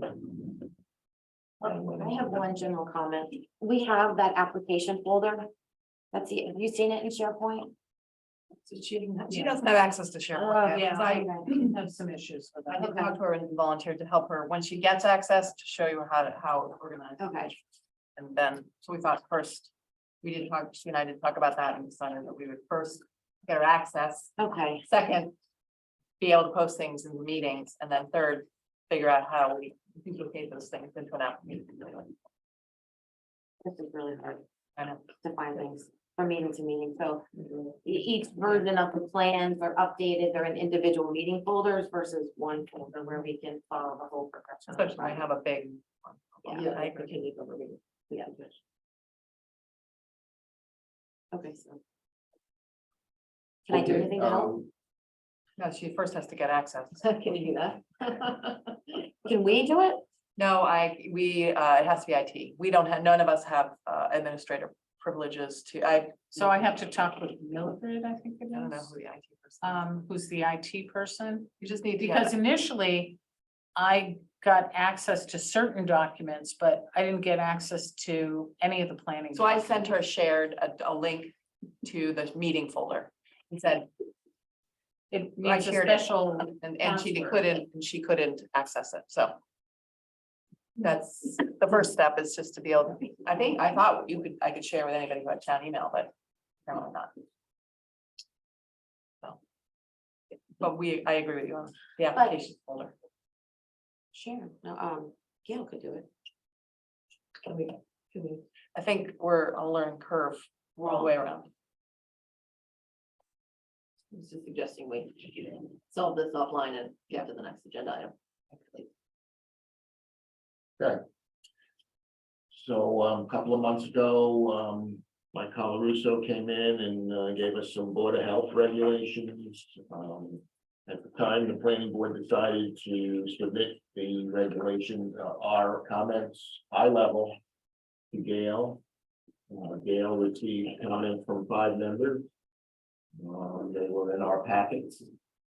There's a common theme on most of the comments. And I went through and checked off some of the ones that I thought were appropriate or a constant theme from the planning board. I would throw this open to other members for their thoughts. First of all, has everyone read everyone's comment? Yes. Okay. Can I just ask a question? We've been calling them Board of Health regulations, but I looked at the minutes of the Board of Health and did not see them discussed there. So I think they are more, I could be wrong, but I believe that they are not necessarily coming from the Board of Health, but from some citizens who thought that they would be a good suggestion for the Board of Health. So perhaps we just pass these along to the actual Board of Health and say, when you get around to, if you're going to look at these, then keep these issues in mind and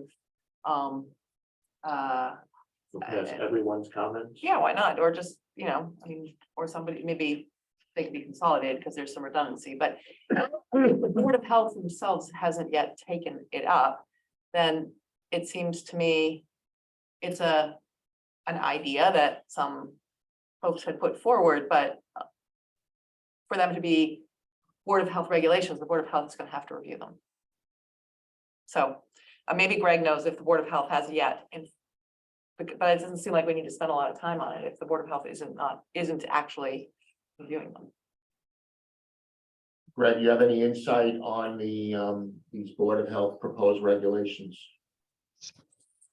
So it's probably premature to call them Board of Health regulations, but the Board of Health has as a board asked for comments on these Oh, they have. draft water regulations. They have not? They have asked for comments on them as a board. All right, it wasn't in their minutes, at least when I looked, so. Yeah. But you're correct that they were presented to the board from a private group. The board has voted to look into them and they're seeking comment from other boards. So the question is, do we want to take Sarah's advice and distill send them in as raw, or distill them down into a more consolidated document? Perhaps we could discuss some of the common themes first and before we make a decision. Okay, Well, Becky, say something that's more about. Becky, you had your hand up, sorry. Yeah, go ahead, Ms. Jakes. Hi, Ron. Sorry. Yeah, I had a question, but I'll pass now, sorry. Okay. All right, so, guess we'll start with my comment. You'll have copies. Yeah, I think they all have to be read since, these weren't posted.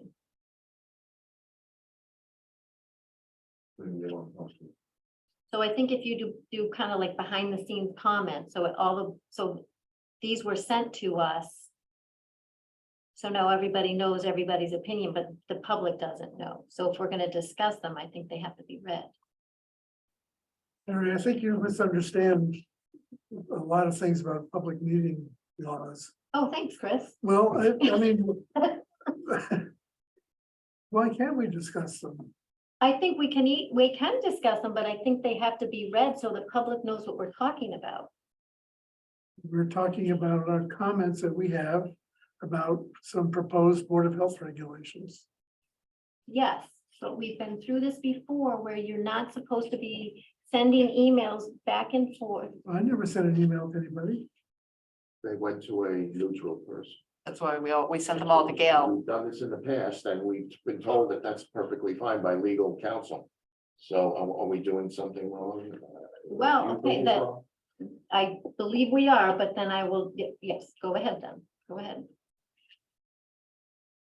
Tell me, what's wrong?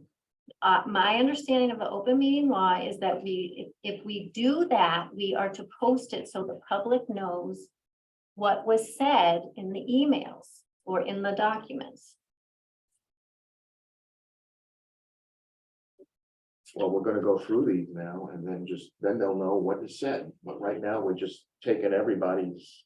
That's all I said, Ron, is that if we're gonna discuss them, it has to be read so people know what we're So are you discussing. suggesting that these all be in the agenda item would be all this? No, Well, then what are you suggesting? I'm just saying what is on the Attorney General's website. That's all I'm saying. If you wanna But Greg, you have a comment on this? Sure, I can perhaps provide some clarification. So if you were not to review each comment tonight orally, then you should have posted them as a part of the agenda package for the public to see. However, the alternative is that you can go over them orally tonight as part of your public meeting. So if you're taking one, each of you can share your comments orally this evening. So I have a question. I had that. Does the public have access to the SharePoint documents? No. So what some planning boards do, and maybe some that you've worked on, is like our select board posts their meeting packet before the meeting. Right, And other towns do that for the planning board. right, We currently don't do that. okay. Have you Well, seen that? in the I past? suggested that, why don't we just pass this over? Because it's just gonna take an hour to go through each one of these things. I would say, can we ask Betsy to spend 1 hour to consolidate these things in a couple of groups? They're quite redundant. Take out, there's a couple of emotional pieces in here that on Gary's, I would say. But I think that they are some very good suggestions and detailed review of them by Laura, some high level apartments. I think they could be consolidated and then given back to us and as an input, but I think or give them to the Board of Health in their raw form if we don't think it's a high priority, which is what I think. It's not a high priority right now, so I don't think we need to spend a lot of time on it. It's just, so either give them to Betsy and have her sort of distill them. I can do that. Yeah, I just think that's Or what the if- board wants. Your time is limited, just pass them forward as is. yeah, I mean, it seems do to me really- that these are. Except that the only thing is that they're past, No, if you're only here a few hours, Yeah. do we really want to use that time or do we want to spend it on more like the 40A? I mean, I don't see any issue passing these as is. I would say, I think it would be more useful to the Board of Health to consolidate these. And scrub out some of the redundancy and, the editorializing and put them in, because I think then the themes will be They emerge. emerging. And then we can talk briefly about them and then send them on to the Board of Health and the Select Mhm. Board and whoever they want to see them. Yeah. And then we kind of air. So I can do that for the next meeting. That would be great. Okay. Yeah, thank you.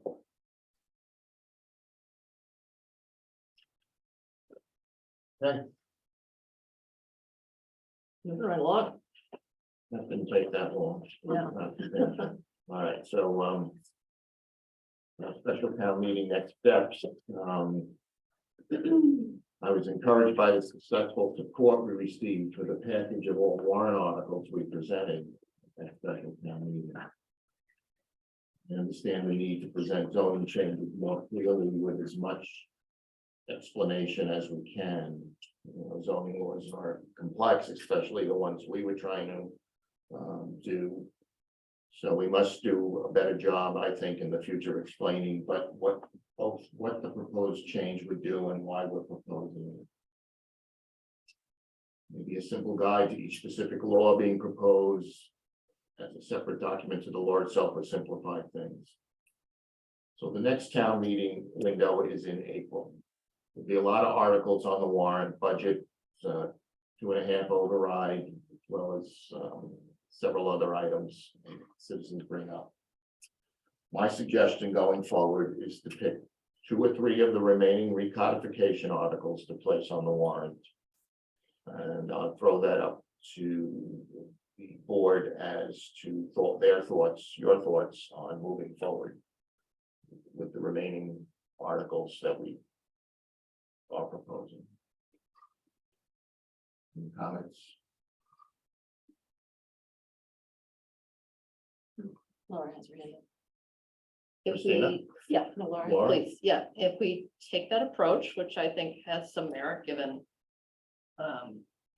there's fair bit of discussion probably to be had around these.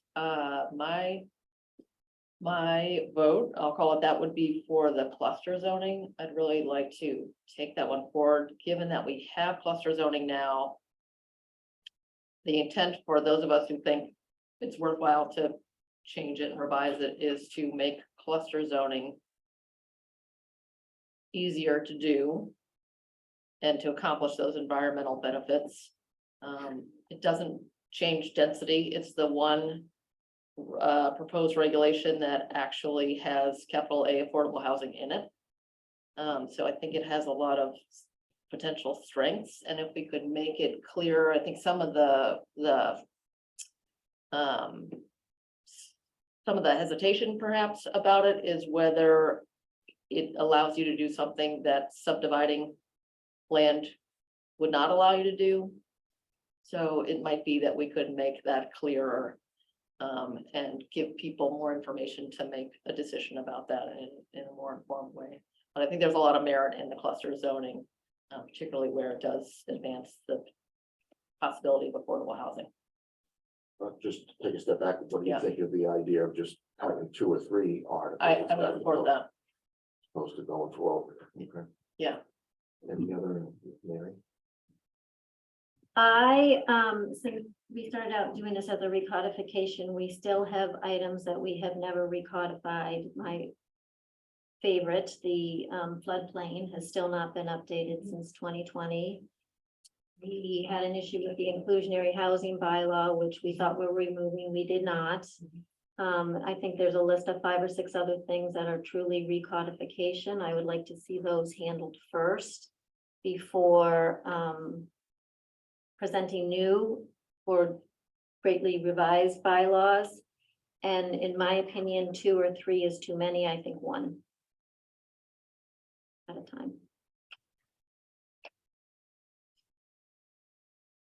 So I will say this, that the articles that are left for us to do are much easier to explain than what we went through at town meeting. And we'll be presenting a packet this size instead of that size. And I think we could explain each of those articles much better. And I think we should take this opportunity probably to revisit them and make them better if we can. We're not all going to agree on them, but I think there's always room for improvement. I think in going through the process, I learned quite a bit about what we should be presenting, and I think that would be beneficial. I would add to the cluster, I would like to see senior housing because the demand, the need for senior housing in this town, given the data, is overwhelming. And I think we should, that's what we should be doing. Yeah.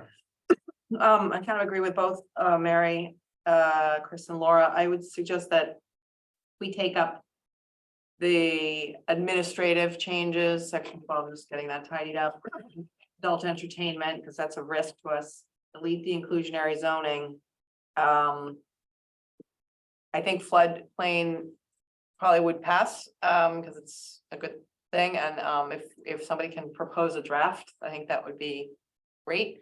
And I think we can, you identified a number of what's called Scrivener fixes, like let's, do a renumbering and a, typo fix of the everything that we have. I think people have shown that they trust us to renumber things and to fix those errors. And then maybe have a workshop where we decide whether it's I would say senior housing in my book, senior housing or the cluster. I would actually suggest on the senior housing, if we have time, given the 3A, that we might want to put together a small working group or a small session where we actually sort of draw out what it would look like, kind of spin out what in each district could happen there and how you would review a special permit, sort of a thought exercise on senior housing, because I think people would be less scared of it if we could sort of see, take 10 lots in town and in the various districts and kind of test fit them somehow. And then on, I don't think we should do non-conforming use in spring, but I think if we got a working group with the ZBA and the building inspector and us, I think the existing bylaw and case law pretty much already put it to bed. So I could be wrong on that, but to me, it's not a high priority. So I would say the administrative changes, but I disagree with you, Mary. I think we can get a couple done.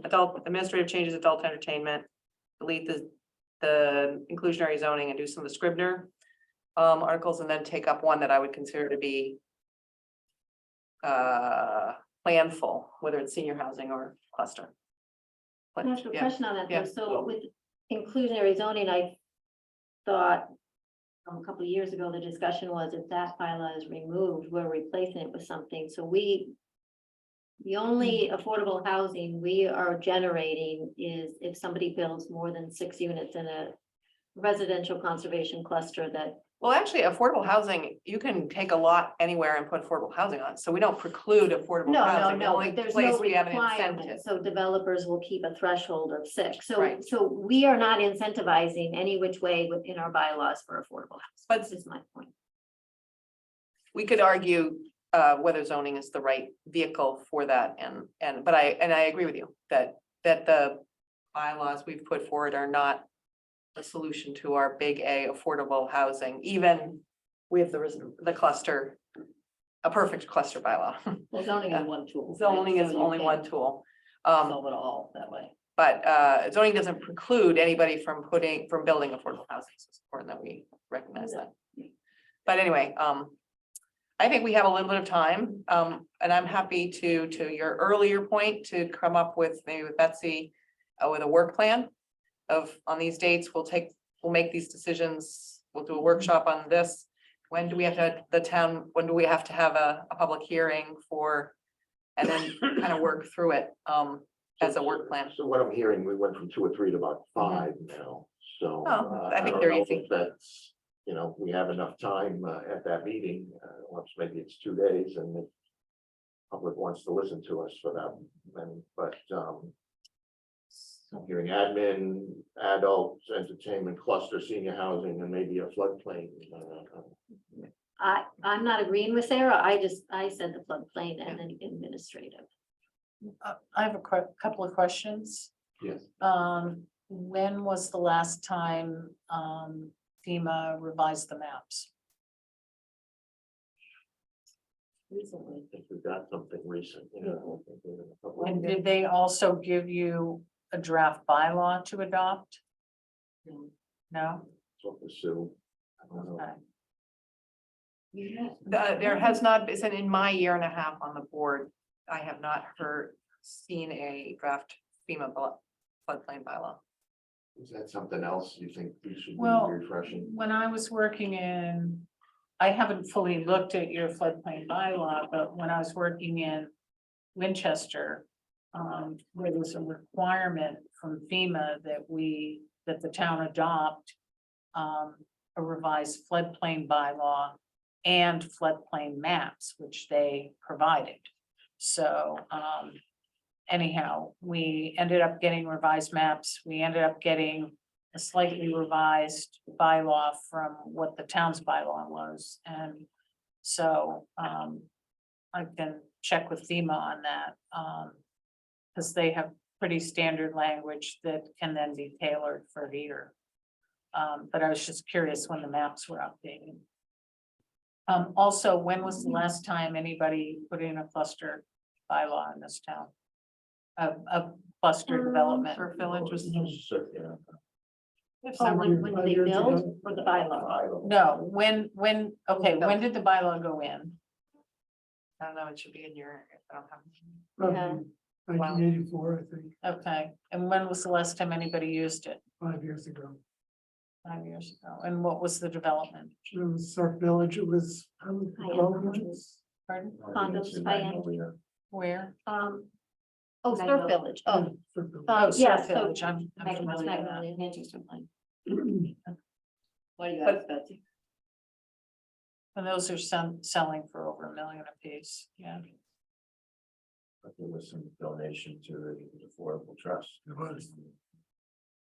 Becky, you have your hand up. Hi, Ron. Yes, thank you. Sorry.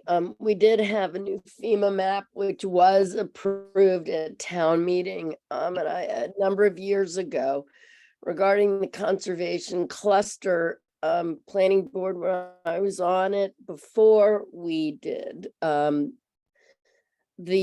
The Summer Hill as well as, Sawmill. So that's, if you want to go for those dates. Thank you. Do you have additional questions? So there's no provision for a special permit for senior housing right now in the bylaw. No. And you've got 35% of over 35% of your population in that category Yes, that I'm sure would love to downsize. yes. Some, And they're all moving out of town. pardon? And they're moving out of town. No. So, my comments on town meeting, I was really concerned about the curb cuts. I don't believe it was overwhelmingly. I think it was 2 votes, and I think the question was worded very poorly, and I think people that I spoke to are concerned about that vote. So if nothing else, we need to get those regulations in place Agreed. ASAP. So I think Mary, 2 years ago, maybe has some good ones, so maybe we can recirculate that and mark that up on the next meeting and get that on the books. As far as the cluster, I mean, the concern is that we never took that cluster housing and took it, and because we eliminated the size, took that to where density is already dense. District B and District D, what does that look like? And I think we need to go through that similar exercise like senior housing. And I think doing both of those is too much for the next town meeting. I think we need to pick one. And I think there isn't really any affordable if there's under 6 units. So to say that there is, the developer is going to cut every corner and make every lot line and to not put in the affordable housing. We've seen that happen. We saw Surf Village, the last one. So I think there needs to be more of a stick for affordable housing, not I mean, we voted not to. I think it was 2 units. We need 1. Maybe that's not the number, but developers are going to avoid making affordable housing at all cost. So I think we need to figure out, I mean, we've seen it, so I don't. So what I was gonna say before about the conservation cluster housing, I think it pairs nicely with senior housing because senior housing is the type of development that you might also choose to cluster if the regulations allow you to do that. To fit senior housing type, the smaller footprints, preserving more land, possibly even with less parking if some seniors, if it's walkable, and some fewer seniors have cars. At least once you get to a certain age. So I think pairing the two might make some sense. And we could potentially do some test pits. I think we've argued this innumerable times amongst ourselves. So we have, reasons for having concerns about it or believing that it's a good thing. Again, I think we are incentivizing affordable housing. We don't just get there by having a stick approach, but we also have some carrots, and it has to pencil out for the developer as well. And we achieve other things through conservation cluster housing, in addition to the potential for affordable housing. I don't think we're going to get there in affordable housing just by offering residential conservation cluster zoning, but it is the only zoning where we explicitly say that you can do this. And there's a benefit to doing that. So that would be my suggestion. And then another procedural suggestion is, let's take the stuff that we maybe can agree is going to be less controversial, is more administrative, fixing these and that's, and put those in a warrant, and then have the ones where we feel like we have to have maybe more education discussion forums about, and have those separate so that we're not trying to blend the two. We make it as clear as possible for people to say, this is the administrative stuff. It may be bundling a number of regulations, but we're going to get this done here. And now we're going to talk to you about cluster zoning, senior housing, whatever it might be. Yeah, I think we could have one warrant article that does a whole bunch of, Yeah, I agree. I think it's a great idea. yeah, it's a good idea. Sure. I was just gonna make the point that I've heard, I have wanted to make for a long time, and that is, when I first joined the planning board 20 years ago, the chair told me, don't worry, there'll never be a subdivision in Manchester. And like within, a few weeks, there was a 2-lot subdivision. And at least in my year and a half back on the board, I have not seen a subdivision. But with the value of land and so forth, I think we should be cognizant of the fact that people can come in with a subdivision plan and use their backland potentially with a road, and therefore the notion that a cluster opens up land that is not currently open is, in my opinion, a flawed rationale. Because having been on a planning board in Newbury, where long skinny lots with frontage for one house were made into 5 lots because the lots there are these long, mile long marsh. So I think we're because we're not familiar with these small subdivisions, we don't anticipate that they could happen. And I guess I'm just sort of a caution to us to recognize that a subdivision is a little used tool currently, but it does exist, and it can, and therefore the cluster offers benefits over a sprawling subdivision, which is almost like the worst use of land because of all the pavement and sidewalks and all the things that our subdivision rules require. Totally anti town character kind of thing. So I guess I could bring you in one of the ones on Newbury that was quite, you'd be astounded. They could, yeah, I I'm have sure that. Question on that. Were you on the Newbury Planning Board when they voted to approve these pork chop lots that were very prevalent on High Road? Yes. Yeah, because there were a number of people that, So in that case, they followed every single rule in the subdivision bylaw. right, And then after the appeal period, they removed some of those things. But yeah, absolutely. Yeah. there was nothing we could do Because about it. that's changed the whole landscape on that corridor. Maybe we should revisit the subdivision control law. Yeah, well, we got that to do. We have a lot, we have a lot left We to have a do. lot of- We have we have a lot of things to do, but- Land So clearing. maybe we could make a work plan Ways to too. go. My suggestion would be that we make a work plan, take all of these. Ideas and say, okay, on this date, we're gonna spend 1 hour, we're gonna try to get through it. Where are the things we can do the Scribners and the little stuff, bundle all those things together in one article that is non-controversial, and then maybe. Also, I think in the spring, it kind of depends what else is on the warrant. There's the standard mechanisms, but standard agenda items. But every year there are other things on the warrant as well, so we could, continue to improve them. And maybe we want to pick the few that we think are worth working on, knowing that this is 2023, 2024, 2025. If we're going at ones, twos, and threes, or even up to 5 at a time, it's gonna take us a while. Yeah. To get wherever we all think we need to get. And so we may be working on some, and some are just gonna end up sliding to the next meeting, depending on how the warrant shapes up. We can always pass over. We Yeah. can shoot, we can. Yeah, we can. I also agree with Right. Christina. I'd love to see Mary, if you have, I gave Betsy a hard copy of something I found on the web about driveway regulations, but if anybody wants, Well, Okay. the driveway curb cut one, or the curb cut is out in SharePoint. well, it'd be great to put that on the agenda for a future meeting, get them, Yeah. let's finalize them. It won't be in this, it'll be next year, Yeah, but not December's one. Yeah, 3 We- public Not hearings. now. We have to wait till the Attorney General approves them. Yeah, but I think we can be ready with regulations. I think that'd be great. So Ron, I think Okay, so I think, go ahead. just, I think sometimes we think we have to decide everything right then and there, or, I mean, it could be a 5-minute conversation on the 12th, like.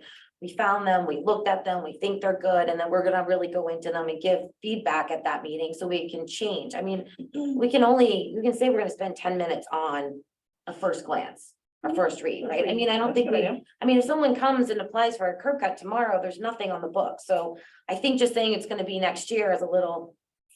Well, next year is January. It's a month and a half away, so I think we could start to, Well, we have, yeah, but I'm just trying to think about your time, everyone's time. If we have 3 public hearings now on. well, hopefully by that point, we're not gonna have to spend too much time on that. I hope not. but Well, we I'm do. saying that maybe we can have some comments ready to move it along at the next meeting is my point. Right now, we have nothing on the Trying books. to be There's a cognizant big of hole. everyone's time. That's all. Trying to figure what will fit. The into new it. general bylaws actually have quite a few specific things that would be good to make an application that is clear for the building inspector and the DPW. There are actually more requirements in the new general bylaws than in the current zoning, in my opinion. So let's write them down on the application. They have to meet these things, and if you don't, go to the planning board.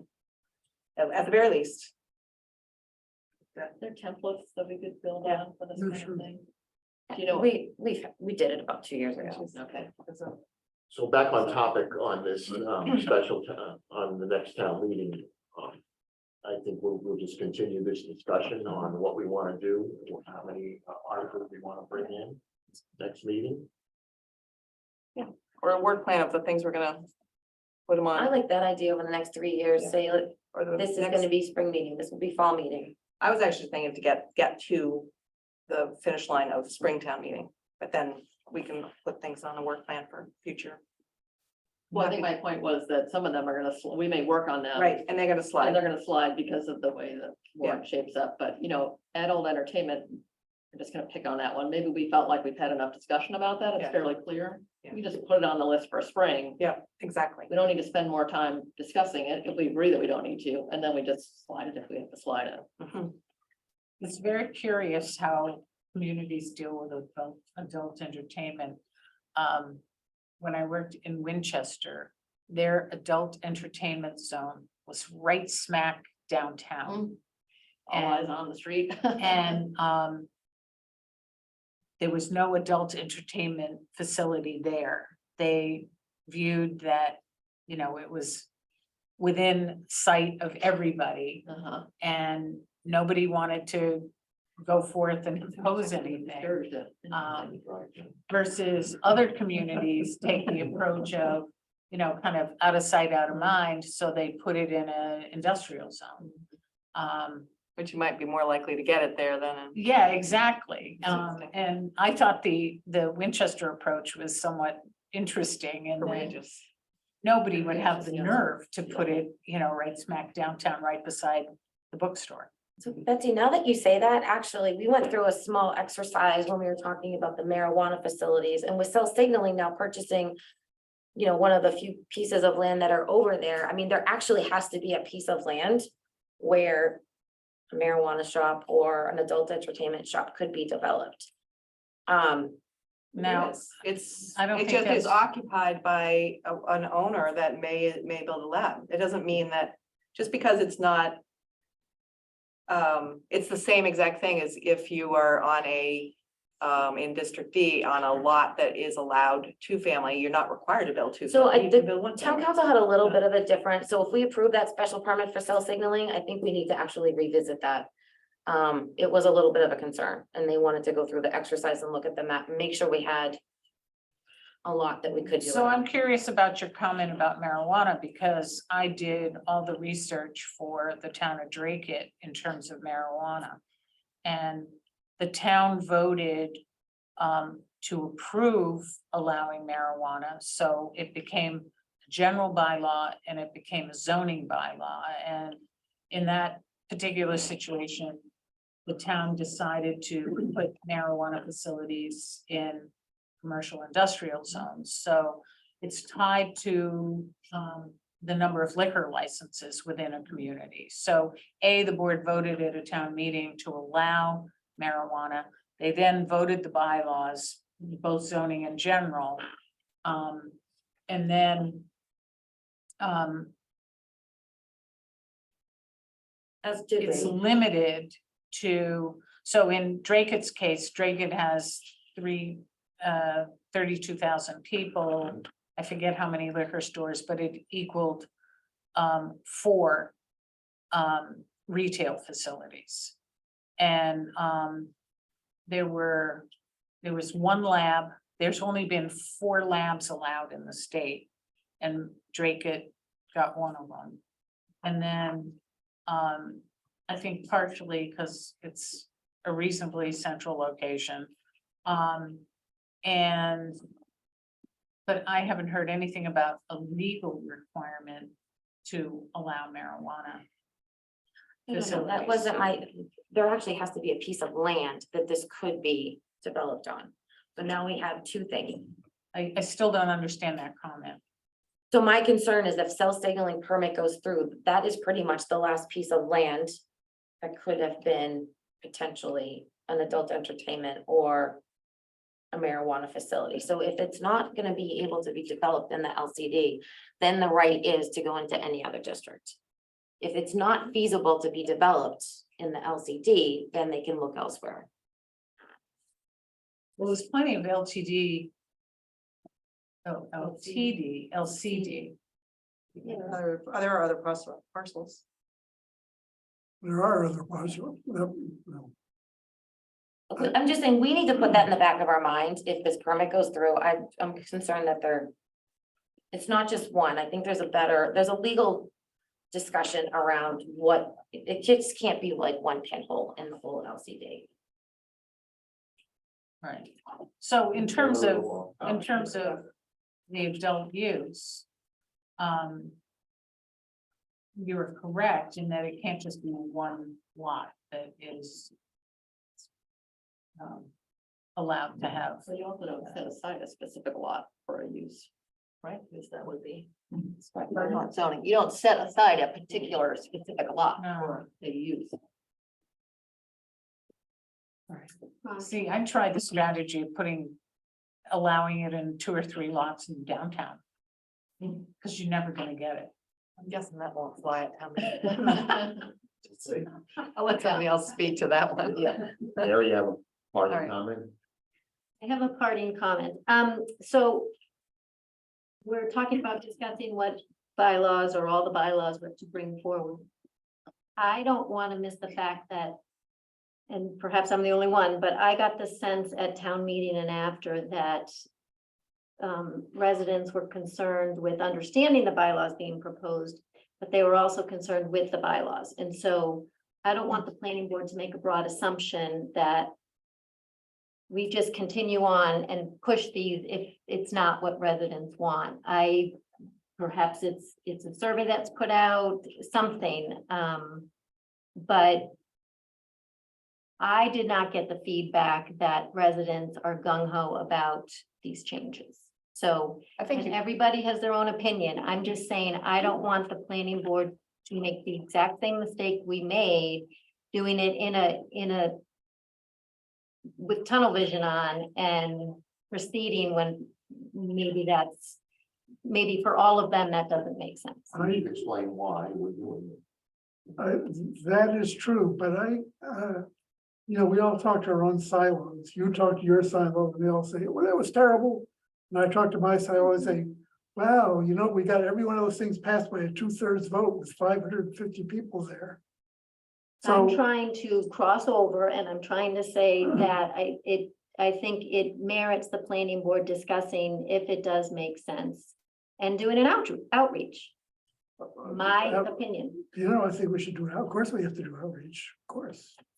I think we cannot, I think the only place we can determine whether 2/3 of the people are gonna pass zoning bylaw is at town meeting. I agree. That's the place it gets passed, and I think I don't think we failed at all. I mean, my voice failed, but that's my opinion. So, we have different opinions, yeah, but, I don't want words put in my mouth. I did not say we failed. no, sorry. We're going down a path saying, oh, they were passed over because people wanted more information. I'm just adding another dimension to that. I know. I think we can be more strategic, I think we need to be. but we were hampered by a whole bunch of things, certainly. Technology was not our Technology. friend. Can I add one other thing, which is not quite on topic, but a little bit? I think it was about 1.5 years ago, Christina, Mary and I were working on procedures, policy and procedures. So I found it on my computer and I've been kind of massaging a little bit, and I'd like to put it up on SharePoint and have people comment on it. Unless somebody objects. I think we're gonna get wrapped into that open meeting law violation again, but yes, we need to do it.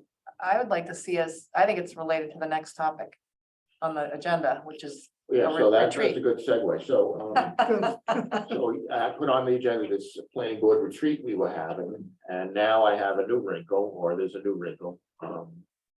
But one of the items I said, should we be discussing policies and procedures at this retreat? And then my other thought is, should we now postpone this and await for our new member? So it's two trains of thought here. So I was just gonna throw those two items out for discussion. And and then I don't know, maybe is Greg still on? Oh, yes. On the election, I didn't see anything in the bylaw about, when a member resigns, do they have to be replaced, or can they wait for the next cycle of election? I mean, is it worth replacing? Do we have to replace someone immediately, or so just thoughts on that? I don't know, Greg, if you have any insight on that, or if we should be, looking for candidates. So it's a bit of a judgment call whether or not you proceed with appointing basically an interim candidate until the next election. And that appointment is a joint vote of the planning board and the select board. So we're what, 5 months out Yeah, from election.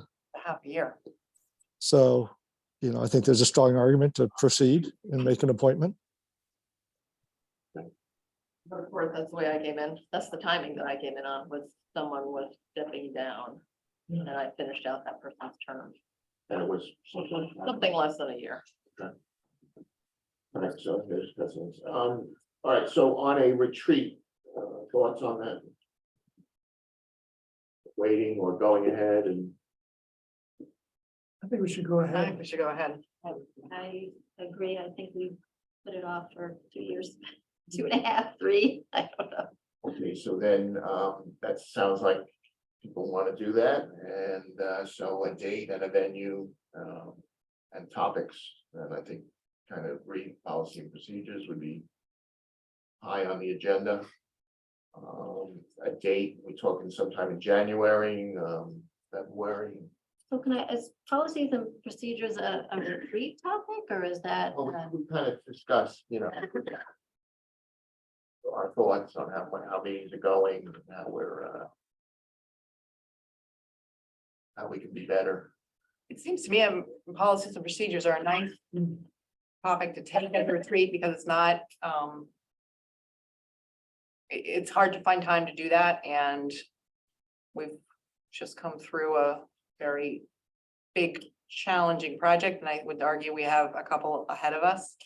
And so, how can we work better? And so I would say policies and procedures as the subject for a retreat, and maybe we do it some place where we have some dinner or something. I mean, it's hard to find time, but Does it have to be public? yes. But I don't think we have to Zoom. Okay. Any thoughts on a timeframe, January? We just pick a date. Do January? you think we can do it in lieu of one of our meetings? Yeah, that would be the easiest, is to do it on the same night, on a Monday night. when we Yeah. have one of our meetings. If we can look at the We got agendas. January 9th and 23rd and February 13th. Valentine's. We have a month. So I won't be here the 9th. How about the 23rd of January, right? Yeah. Does that sound good? Tentatively, 23rd of January?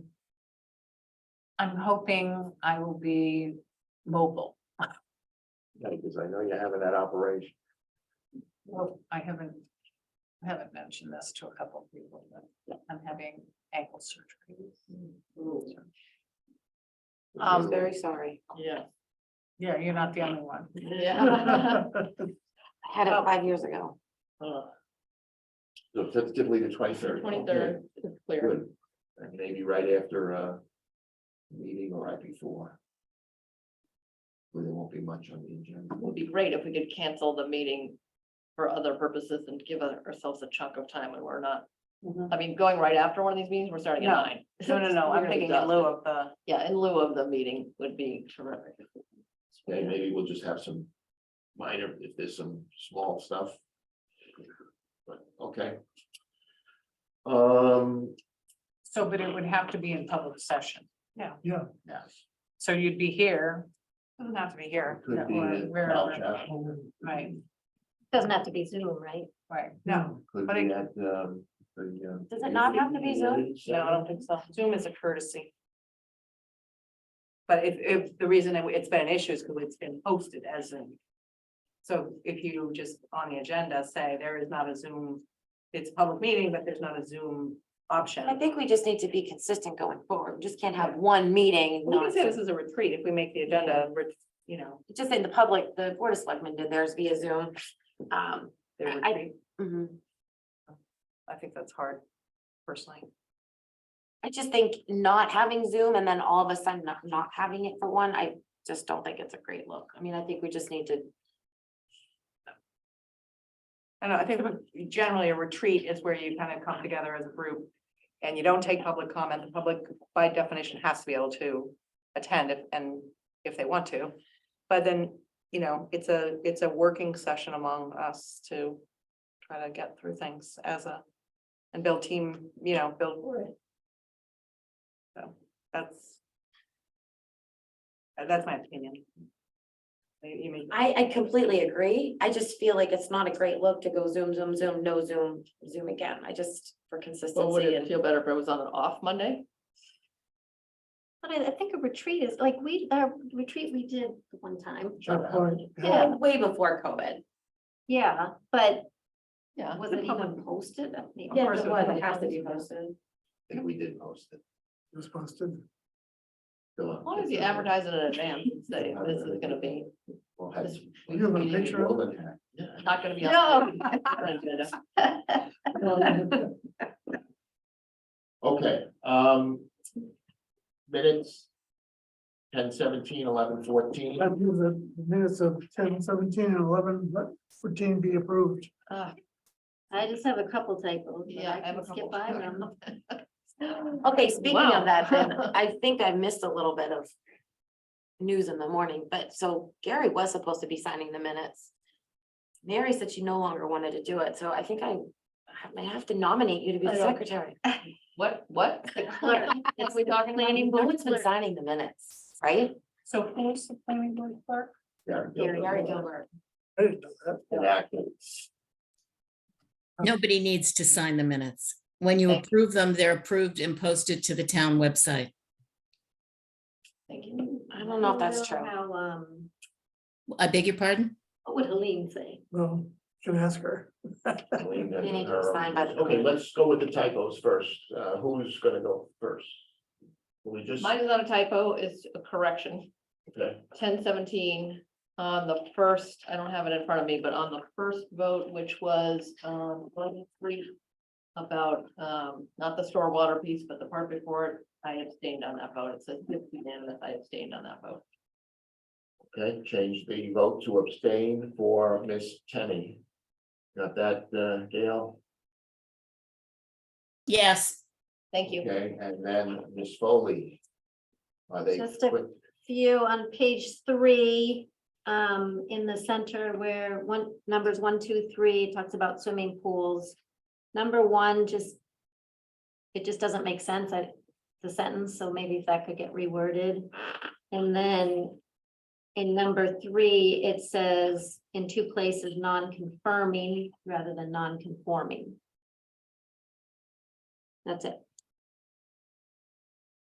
A motion to approve the minutes as amended, second, Second, all those in favor, raise hand. Well, I was not present for the second meeting minutes. Should I? abstain, yeah. Abstain. abstain. Laura's got abstain. Okay, sorry on the one about the other. All right, thank you. Just on other matters, just for the board's information, if you don't know, the Arbella Street curb cut, which was appealed to the ZBA, was approved.